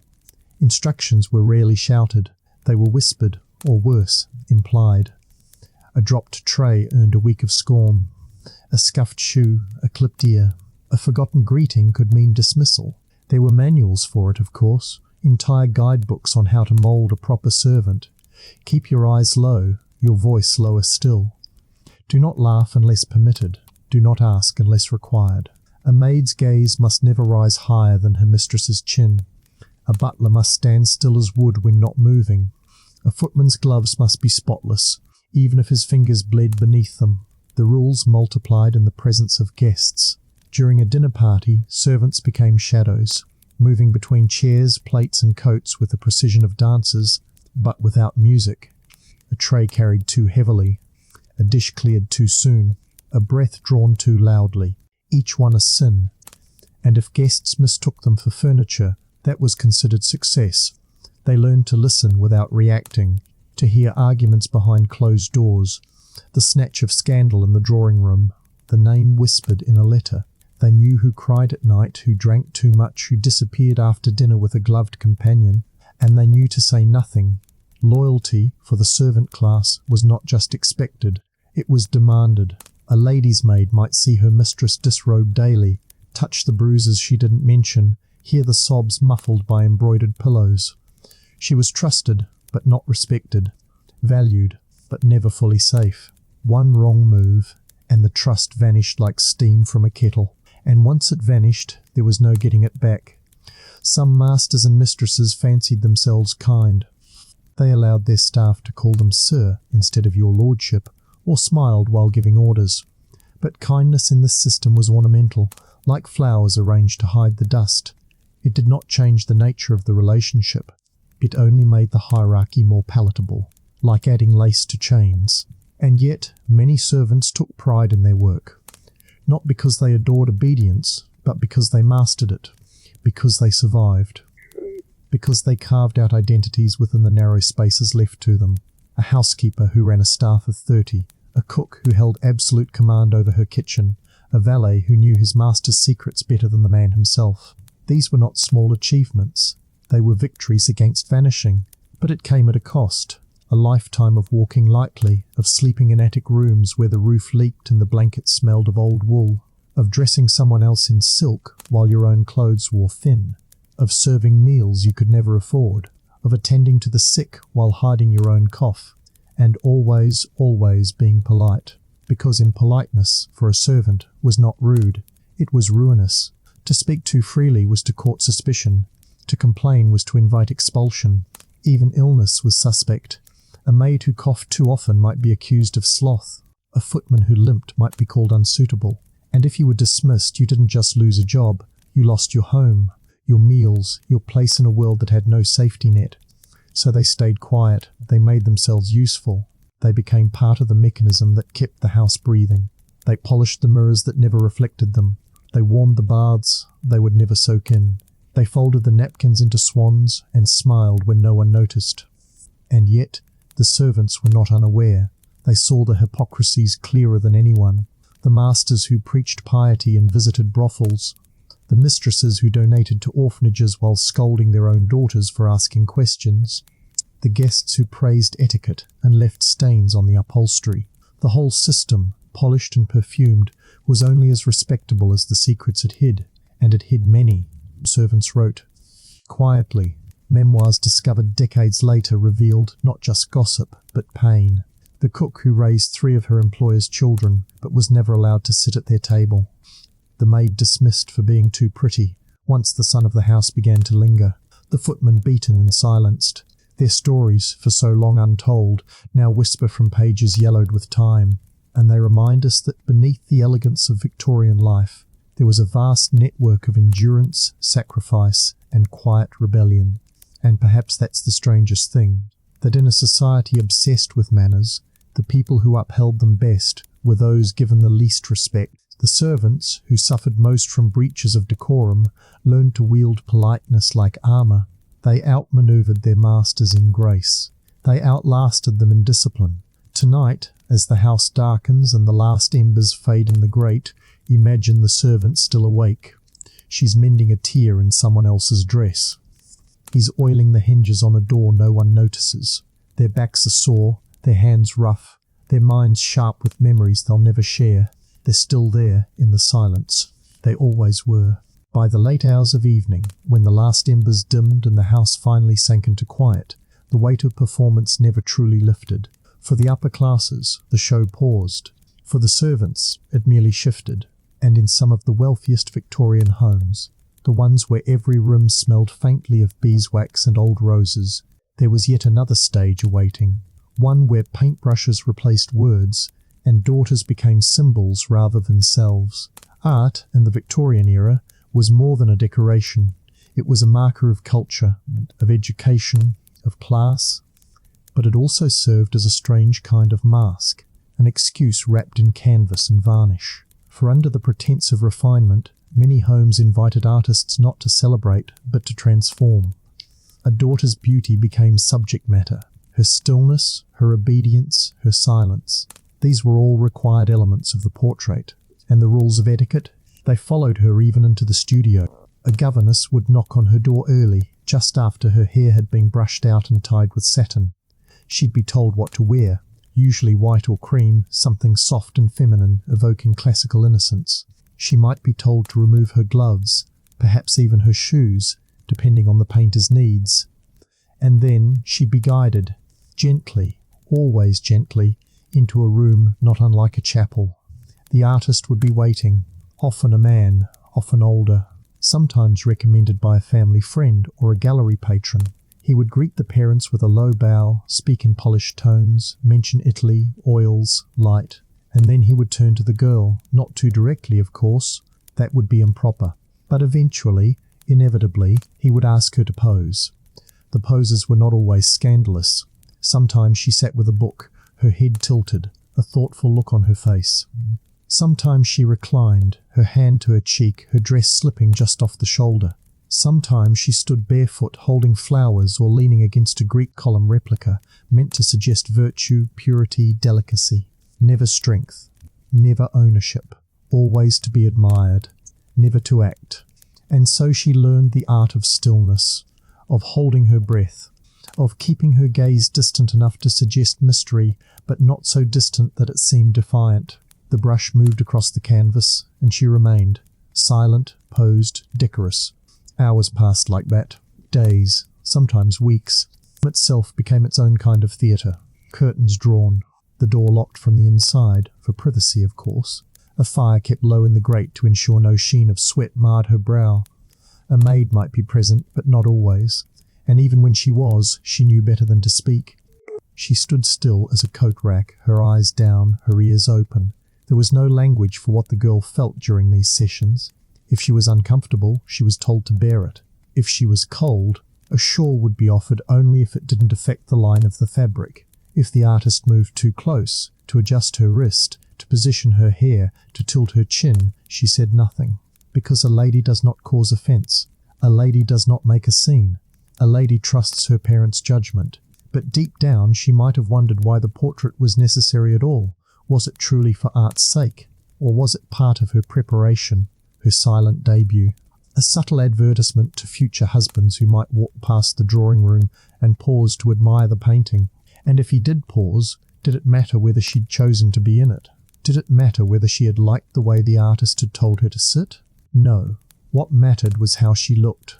What mattered was how long she could hold the illusion. The act of being painted became another form of obedience, another layer of etiquette.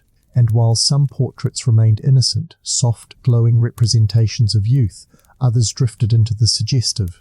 The hem raised a little too high, the blouse drawn a little too thin. The artist called it light study.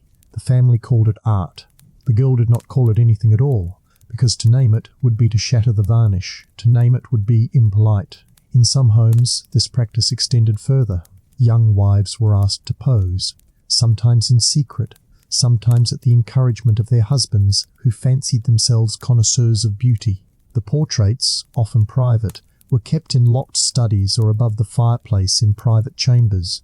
They were never spoken of at dinner, but everyone knew. The servants knew, the governess knew. The girl's younger sister, who peered through the keyhole when she was supposed to be asleep, she knew too. And when the portrait was unveiled, with much applause and polite praise, no one mentioned how pale the subject looked, how tired, how her smile seemed painted on, not just by oil, but by expectation. They only commented on the likeness, the skill of the artist, the delicate lines, as though she were a vase, a curtain, an ornament. The artist, of course, was celebrated, received more commissions, perhaps a dinner invitation, a footnote in a magazine. The girl, if she was lucky, received a compliment. "You've grown into a fine young lady." If she was not lucky, she received a reputation. And in Victorian England, a reputation was more durable than paint. There were whispers of women who destroyed their portraits, who slashed them with scissors, who refused to sit for another artist. These women were not admired. They were pitied, or worse, mocked. They were said to be unstable, unladylike. The idea that a woman might not want to be immortalized, might not wish to be rendered in someone else's idea of beauty, was considered absurd, ungrateful, possibly mad. And so the paintings remained. They hung in corridors, above mantels, in guest bedrooms and private libraries. Their eyes watched generation after generation pass by, none of them remembering the hours it took to hold that pose, the ache of the wrist, the weight of the gaze.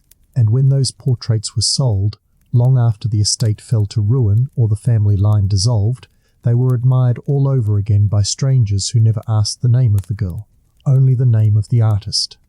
Even now, they hang in antique shops, galleries, old hotels, silent witnesses, rendered respectable, but they know what happened in the rooms behind the curtains. They remember the stillness, the discomfort, the unspoken fear of disobedience. Chapter 8.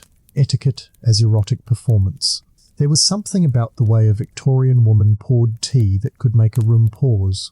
The careful angle of the wrist, the delicate restraint in her fingers, the slight bow of the head, all choreographed as if each gesture mattered more than the words she spoke. And often it did.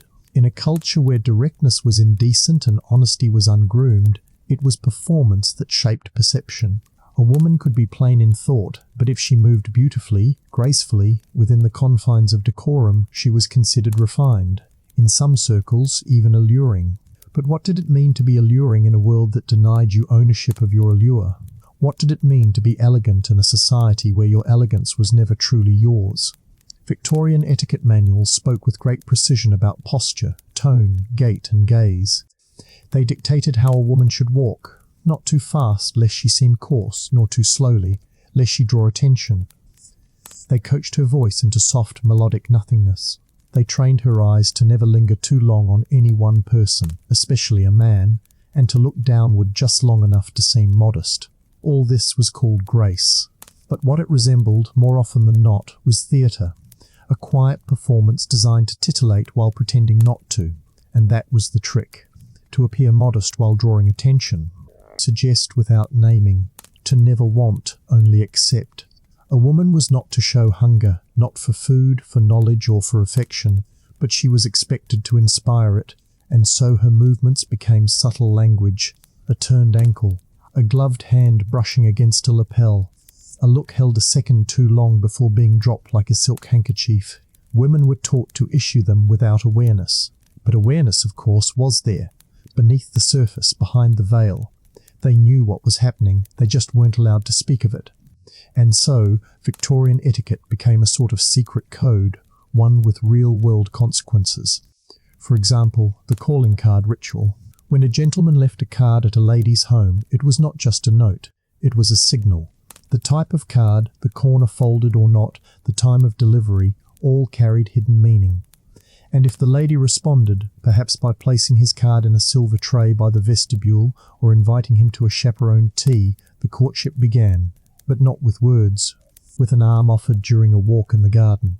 Always, the boundary between interest and impropriety was razor thin, and women were expected to walk it blindfolded.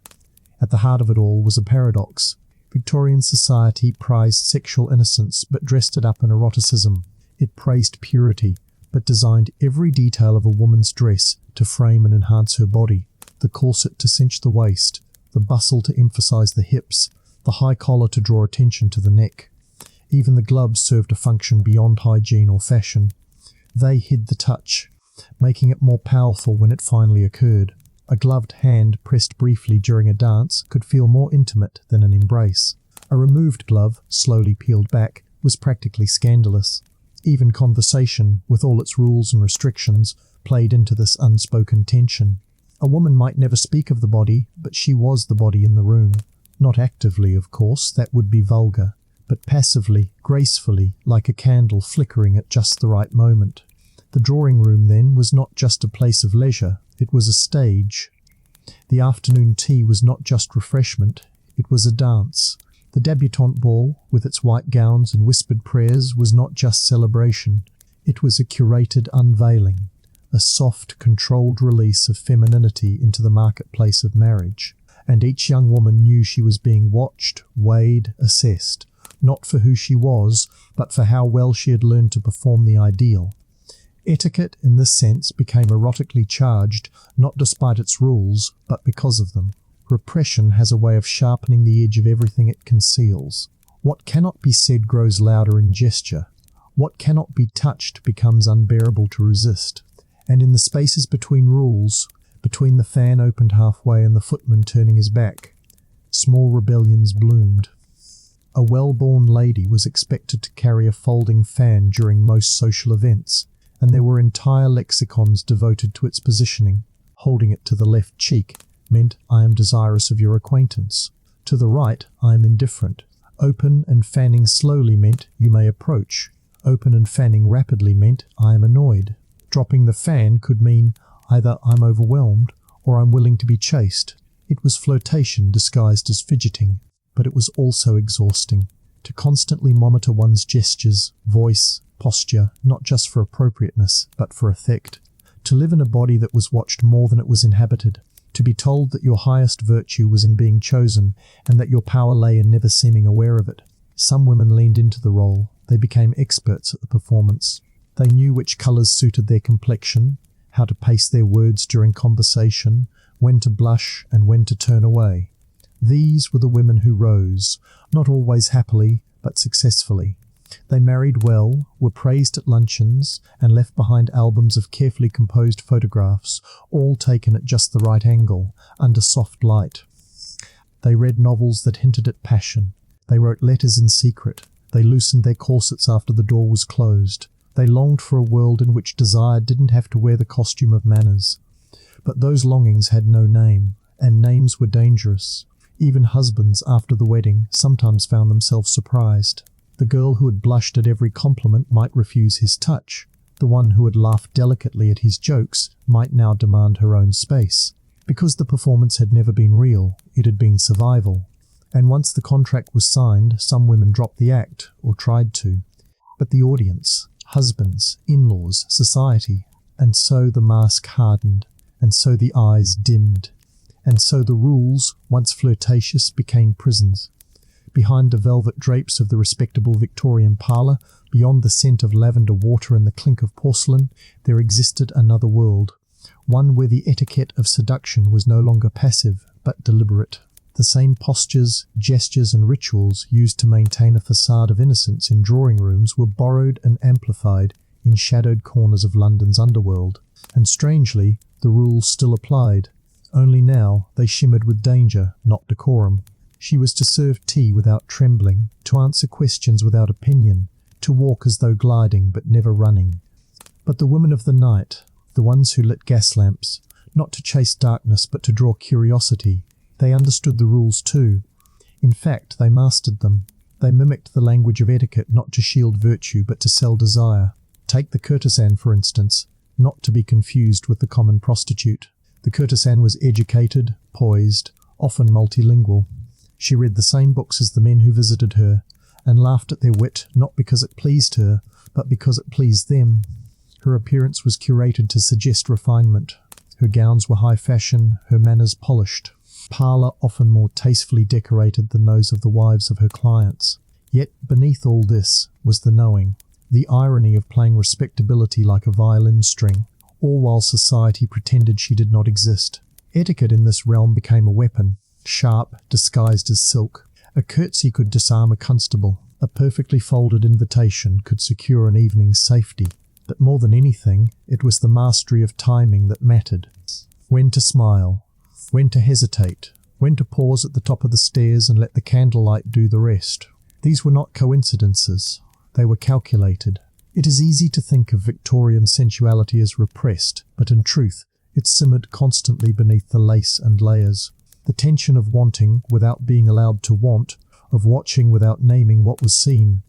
It created a society that was simultaneously obsessed with propriety and fascinated by its own undoing. The rise of photography, especially private photography, fed this paradox. What could not be admitted publicly was captured in silver halide and locked away in leather-bound albums. These albums, often passed among gentlemen's clubs or kept hidden in mahogany desks, depicted women posed just outside the bounds of decency. A bare shoulder here. The expressions were never overtly sexual. That would have broken the spell. Instead, they were coy, soft, aware, but not overt. In a society addicted to suggestion, these photographs became the new currency of intimacy, curated, controlled, and absolutely silent. Theatres too played their part, not the grand operas of Covent Garden, but the smaller venues, music halls, burlesque stages, where actresses, singers, and dancers became living archetypes of both rebellion and elegance. Their fans knew their movements by heart, their ankle tilt. They understood the hunger in the crowd. They teased it, shaped it, owned it. And then there were the private salons, not of the aristocracy, but of the quietly powerful. Places where etiquette was still observed, but twisted. Where invitations were extended through whisper networks and passwords. Where the wine flowed quietly, and the music was always just loud enough to drown small cries. In these spaces, the language of the upper class remained intact. Hosts greeted guests with polite bows. Gloves were removed slowly. Conversations began with discussions of art or politics, but they ended somewhere else entirely. Many of these events were documented, not in official histories, of course, but in diaries, police reports, court testimonies, a maid's scribbled note, a judge's private collection. These fragments tell us that the rules of etiquette were never just about virtue. They were about control. And when that power was handed over, temporarily, in moments of consent or transaction, the old rules still framed the interaction. Even punishment, when it came, was wrapped in decorum. A woman caught participating in immoral entertainment might not be arrested, but rather quietly relocated. Her absence explained with vague phrases. She's abroad, she's unwell, she's with an aunt in the country. And in that silence her story was erased, not because she broke the rules, but because she reminded others that the rules were always a performance. But let us not forget, men played this game too. The Victorian gentleman was expected to perform a balancing act of public restraint and private indulgence. His day began with stiff collars, newspapers and ledgers, and it might end in fog-choked alleyways, or the back room of a gambling club where etiquette was still mimed even as the stakes turned cruel. He too was bound by ritual. He too lived in contradiction. But he was allowed to sin quietly. A woman, once exposed, was never permitted to return to the stage. And what of those who didn't perform, the ones who refused to play? They were the outliers, the misfits, the mad. A woman who lived alone was suspicious. One who read too much was dangerous. one who spoke plainly of desire or refused marriage altogether. She became the punchline of letters or the subject of cautionary tales. But in private she might receive admiration, a late-night visit, a letter without a return address. Not in the teacups or the bows, but in the way they were used to conceal, to distract, to silence, to suggest that control was beauty and submission was grace. Tonight, as you lie quietly in your room, picture this: a woman in a silk corset, seated by a fire, holding a book she's not allowed to quote aloud. A man in a tailored coat, his fingers resting lightly on his walking cane, watching her not for her thoughts, but for the way her shadow moves on the wall. Neither speak, but both know. The rules are in place. The performance continues. Chapter 9. The Domestic Stage. Etiquette behind closed doors.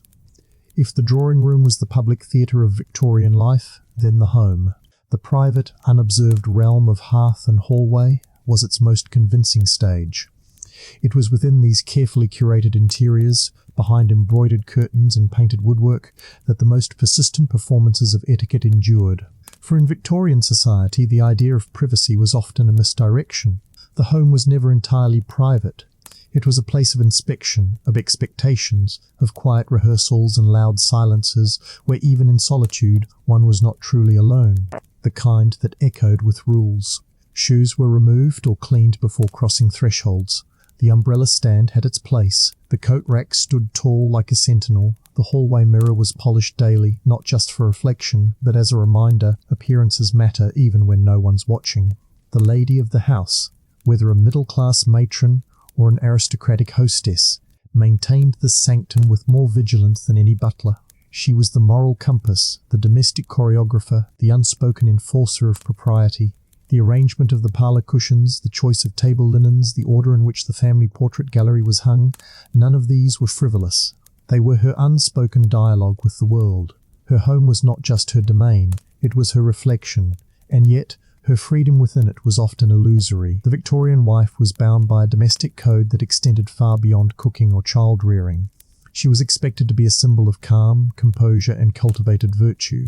Her morning began with rituals almost liturgical in their regularity: the lighting of fires, the inspection of meals, the quiet visit to the nursery.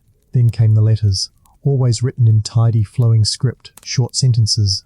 No complaints, certainly no confession of exhaustion. By mid-morning she might receive guests, if permitted, and offer tea, presented with such formality that even the teaspoon's placement became symbolic.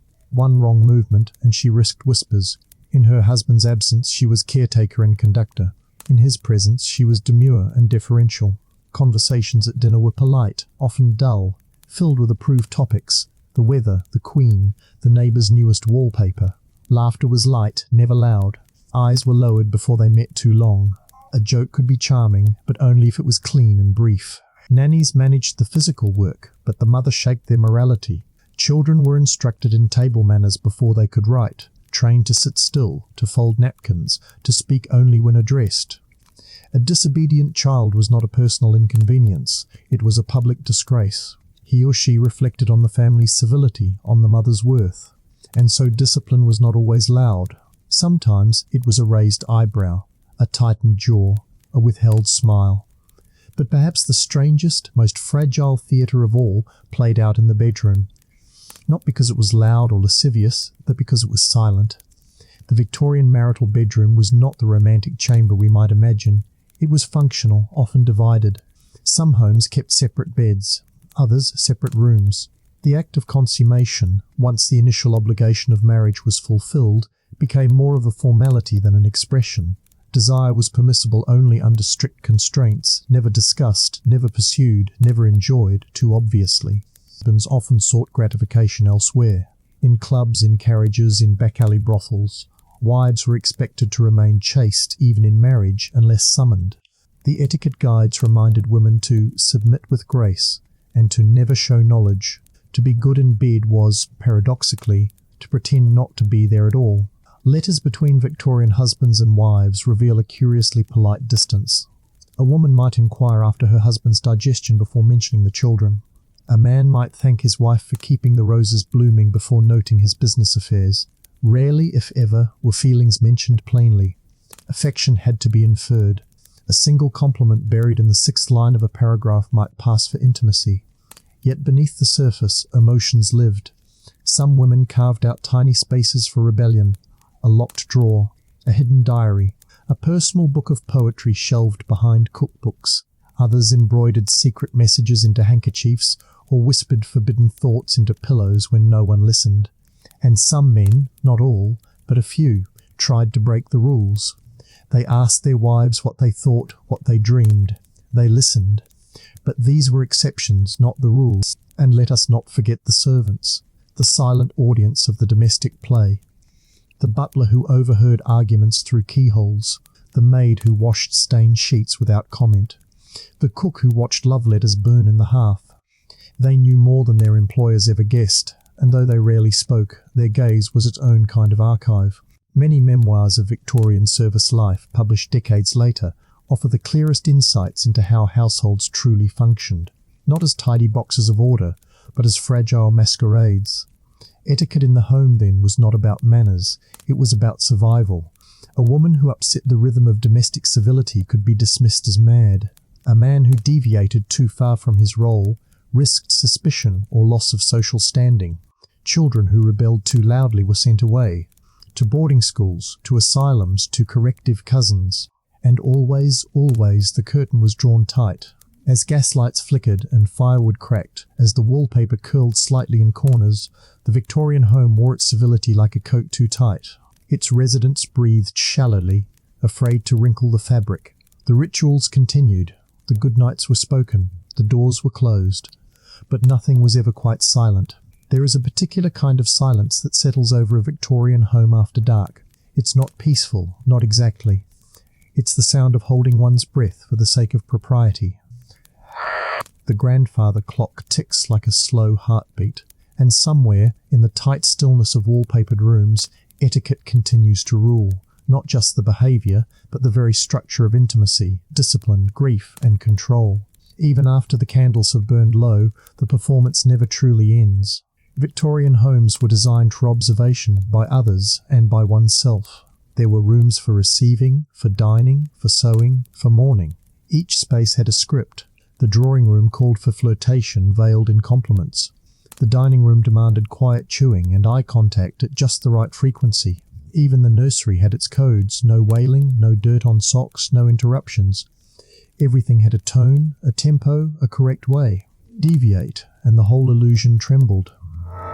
Bedrooms, supposed havens, were no less formal. For the wealthy, these rooms were elaborate and cold, heavy fabrics, stiff bedding, and often two separate single beds with enough distance between them to ensure that affection would never trip into accessibility. Men might have smoked their last cigar in the study before retiring. Women changed behind folding screens, buttoning themselves into thick nightgowns, smoothing their hair one last time, just in case they were seen, by a maid, a child, or a husband returning without warning. Nothing was casual, not even sleep. Mourning rituals took this control even further. It was etiquette. A grieving widow wore black for no less than a year, often longer.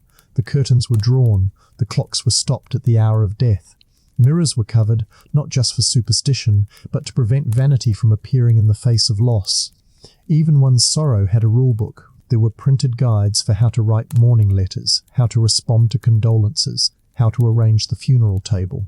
Grief, like everything else, was tidied and presented with a polished edge. And for those who served inside the house, these rules bled into every moment. A maid could be dismissed for whispering at the wrong time. A footman could be scolded for lingering too long with a tray. Servants ate in shifts, in basements or back corridors, listening for bells that might summon them mid-bite. They slept in cramped quarters with thin walls and thinner bedding, expected to rise before the family and retire long after. Their role was to disappear unless needed. It is in their quiet testimonies, years later, that we find the small rebellions, the dropped glass, the misplaced corset hook, the letter that never reached its intended reader. For all its obsession with form, the Victorian household was haunted by what it couldn't contain. Mental illness, for instance, was one such ghost. Women who suffered from depression or anxiety were often labelled hysterical and subjected to cruel treatments under the guise of cure. A woman who wept too often or failed to perform her role with the correct gentleness could be institutionalized. Men were allowed more leeway even her breakdown had to be graceful. Children, too, were caught in this machinery. They were not miniature adults, but neither were they free. Their toys were wooden and silent, their books moralizing and dull, their games supervised and rarely silly. A boy who laughed too loudly was corrected. A girl who ran indoors was reprimanded. And the governess, that strange in-between creature, not family, not servant, was both enforcer and prisoner. She taught lessons she herself often never lived. But perhaps most eerie of all was the way the home extended its grip beyond the grave. Death masks were kept in drawers, locks of hair sealed in brooches, portraits of deceased infants hung above mantels, their wide, staring eyes immortalized in oil. Mourning was not just a phase, it was a fixture. A woman might spend her entire adult life transitioning from one stage of black clothing to another, first mourning, half mourning, lavender, then back to black again.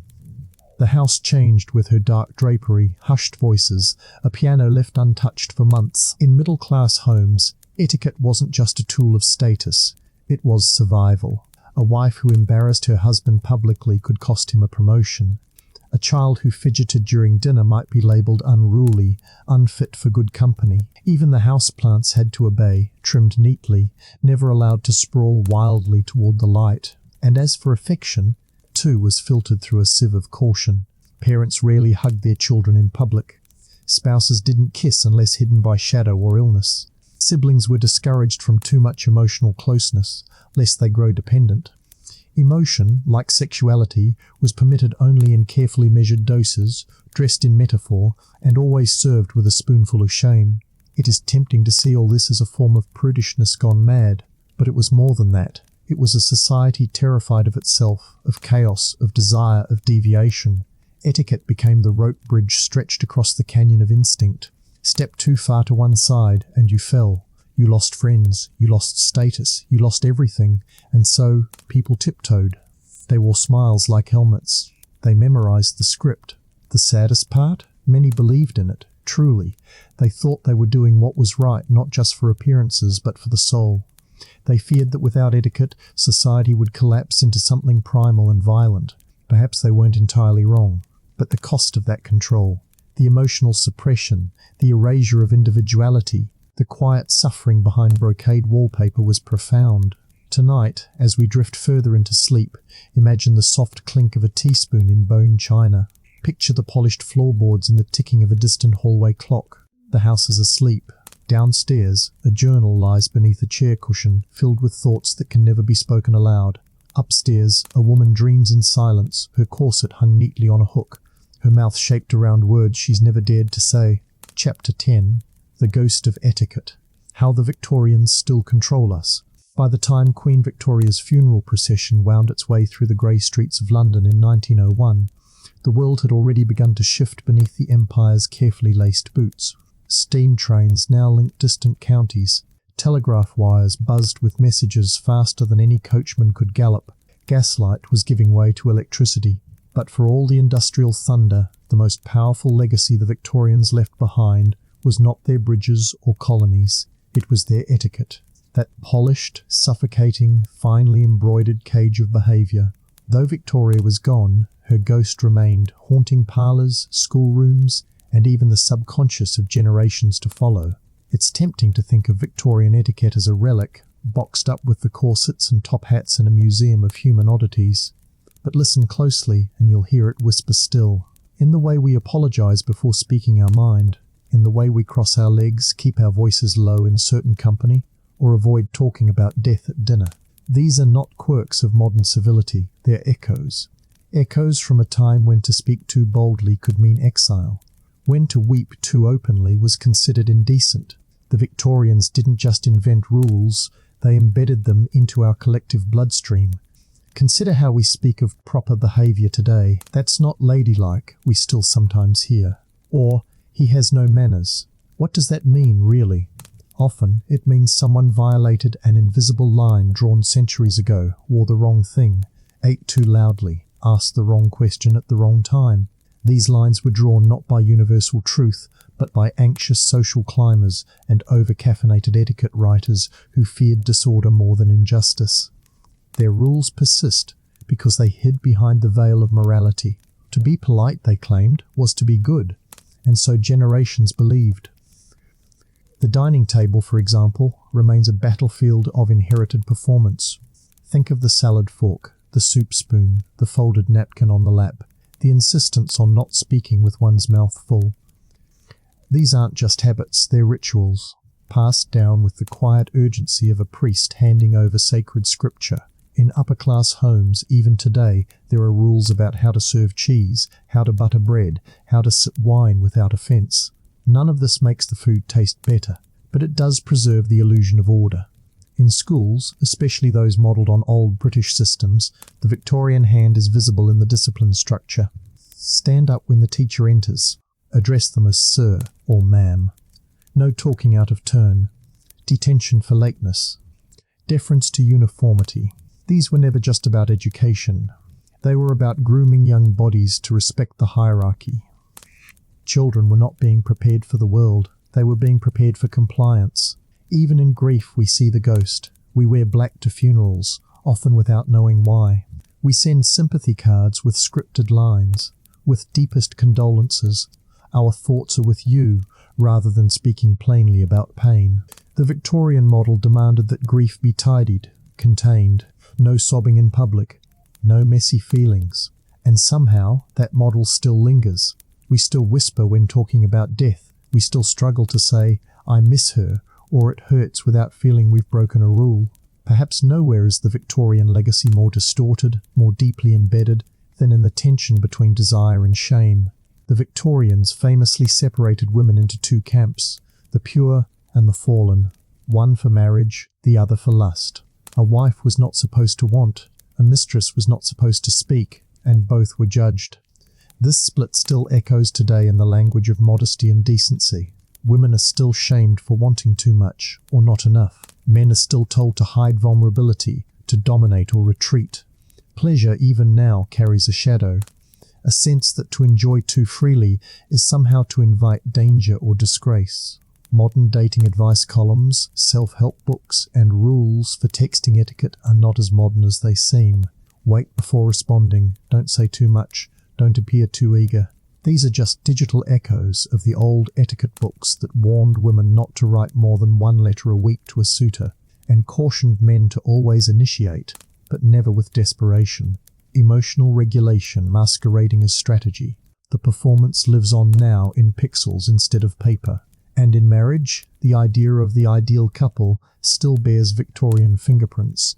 The spotless housewife, even when she also works 12-hour shifts. The emotionally unavailable husband, whose stoicism is framed as strength.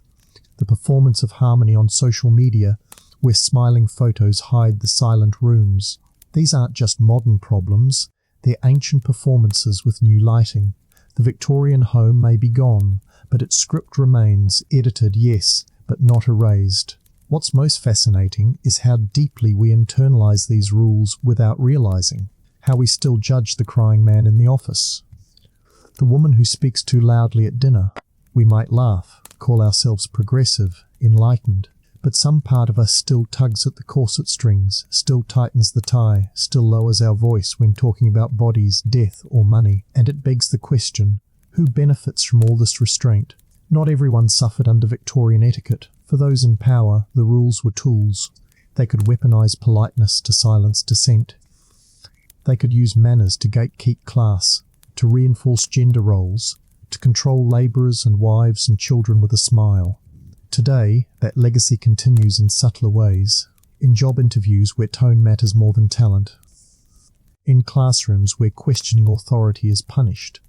In conversations where being too direct is seen as rude, even when truth demands it. Of course, not all etiquette is harmful. Some of it is kindness wrapped in ritual, saying thank you, holding a door, listening without interruption. These are courtesies worth keeping, but the question remains, are we performing these acts out of compassion or compulsion? Are we kind, or are we just afraid of being seen as improper? As this chapter ends, let us sit with the uncomfortable truth. The Victorians never really left. They changed clothes, but they linger in our dress codes, in our greetings, in the way we host dinners and mourn our dead. They whisper in the subtext of every "no worries" and "I'm fine, thanks." They smile through us at strangers we'd rather ignore. And they remind us that the most powerful prisons are the ones we decorate ourselves. As we close the velvet curtain on this journey through Victorian etiquette, it's important to pause, not just to admire the elaborate stagecraft, but to ask why it still matters. Why, more than a century later, do we still feel its breath on our necks? Why do we still shrink under the weight of invisible expectations, inherited from people long buried under monogrammed gravestones? The answer lies not in nostalgia, but in the power of performance. The Victorians understood something that modern society only half remembers, that social order is maintained not through laws alone, but through performance so convincing, so all-consuming, that it no longer feels like acting. You become the mask. You adjust your laughter to fit the moment. You lower your gaze in the presence of someone wealthier. You silence your discomfort when tradition demands a smile. These habits, repeated for years, become character. And in Victorian times, character was everything. This obsession with appearance wasn't accidental, it was survival. Reputation meant credit. Credit meant livelihood. A whispered scandal could sink a family for generations, so people polished their manners like armour. A lady's worth was weighed in curtsies and conversation, a gentleman's value measured in discretion and posture. It was a society terrified of exposure, of rawness, of the unfiltered truth, and that terror left deep grooves in the cultural memory. Even today, think about how we use the word unladylike as an insult, or describe assertive women as too much. Trace those instincts back, and you'll find a trail leading directly to Victorian drawing rooms, where women were praised for being quiet, delicate, and always agreeable, even when their souls were screaming. A strong woman was a threat, unless she wrapped her strength in velvet and lace. For men, the expectations were just as suffocating. Emotion was weakness, vulnerability, a flaw. A Victorian man might love his children deeply, yet never tell them, might lose his wife to fever, and still attend his club the next day, because grief was meant to be hidden, folded into pocket squares, and tucked away with the silverware. This coldness was not cruelty, it was conditioning, and generations of boys were taught that love expressed too openly was effeminate and therefore shameful. You can still feel that chill in some households today. The digital age, ironically, has not freed us from these inherited chains. Social media has become a new parlour, where we curate our lives like Victorians curated their sitting rooms. The perfect family photo, the subtle boast disguised as gratitude. We are performing still, just for a larger audience with higher stakes. The likes, the follows, the quiet judgment. It's a new form of etiquette, but the goals are the same, to appear controlled, admirable, appropriate. Victorian etiquette taught people how to conceal their flaws behind manners. Today, we filter our flaws behind screens. The costume has changed, but the performance remains. There's also the matter of space, the way etiquette still controls who gets to speak and when. In Victorian salons, only certain voices mattered, male, white, rich. The rest listened or were excluded entirely. Today, that imbalance echoes in boardrooms, on panels, in the comment sections of the internet. Interruptions still follow the patterns of old power. Soft voices are still dismissed. Anger from the wrong person is still seen as vulgar. The rules aren't written anymore, but they're followed just the same. And then there is the haunting of silence. Victorians were masters of it. Silence at the dinner table, silence around illness, silence about abuse, shame, desire. We inherited that silence too. In modern families, there are still things we don't talk about. Secrets buried under polite smiles. Traumas wrapped in fine linen and passed down like heirlooms. Etiquette was never just about manners. It was a system of concealment, a way to keep chaos at bay. But the cost of that concealment was heavy. Generations grew up believing that to speak was to betray the family, the culture, the past. Even in comedy, the Victorian ghost lingers. British humour, so dry, so understated, is a survival mechanism from a time when directness was dangerous. The sharp joke delivered with a straight face could pass unnoticed by the prudish while delighting those in the know. It was rebellion disguised as charm, and the best rebels wore waistcoats. Yet, amid all this critique, There's something undeniably elegant about the Victorian devotion to dignity, not the artificial kind that demanded women faint on cue, but the deeper kind, a sense that one's conduct mattered, that how we treat others says something about who we are. The tragedy is not that they cared about manners, the tragedy is that they weaponized them. So where does that leave us? We live in a world more chaotic, more connected, more exposed than anything the Victorians could have imagined. And still we crave order. We crave rituals that help us feel anchored, seen, accepted. That's what etiquette offers at its best, a shared language of respect. But when it becomes a tool for exclusion, for silence, for shame, then it becomes a prison. The challenge for us, today, is to choose what we keep and what we discard. We can keep the kindness, the consideration, the art of listening, the beauty of intentional presence. But we must discard the silence that hides pain, the scripts that punish authenticity, the performance that costs us our mental health. Let us also recognize how much of what we call tradition is simply someone else's anxiety preserved in amber. The Victorians feared change, but we don't have to. We can step off their stage, we can rewrite the lines. And maybe, just maybe, we can create a world where etiquette is not a mask but a mirror, where it reflects not who we pretend to be, but who we truly are. As you drift into sleep tonight, imagine the click of a pocket watch closing, the rustle of silk skirts fading into the past, the soft creak of a parlour door being gently shut. The house is quiet now, the performance is over, and in the darkness, truth waits, patient, tender, unafraid. This has been the Drowsy Historian, whispering you through the haunted halls of history, where even manners can bite, and silence speaks louder than words. Good night, and sleep well. If you've made it this far, you've just survived the powdered, perfumed, and painfully proper world of Victorian etiquette, and uncovered the truths they never put in the school books. If you enjoyed this slow descent through the strange rituals of the past, consider subscribing to the Drowsy Historian. We whisper through the forgotten corners of history, not the polished versions, but the ones buried in lace, secrets, and dust. Like, share, or just leave a sleepy little comment below. It helps more dreamers find their way here. Until next time, may your thoughts be curious, your tea be warm, and your nights filled with the quiet rustle of forgotten stories. Good night.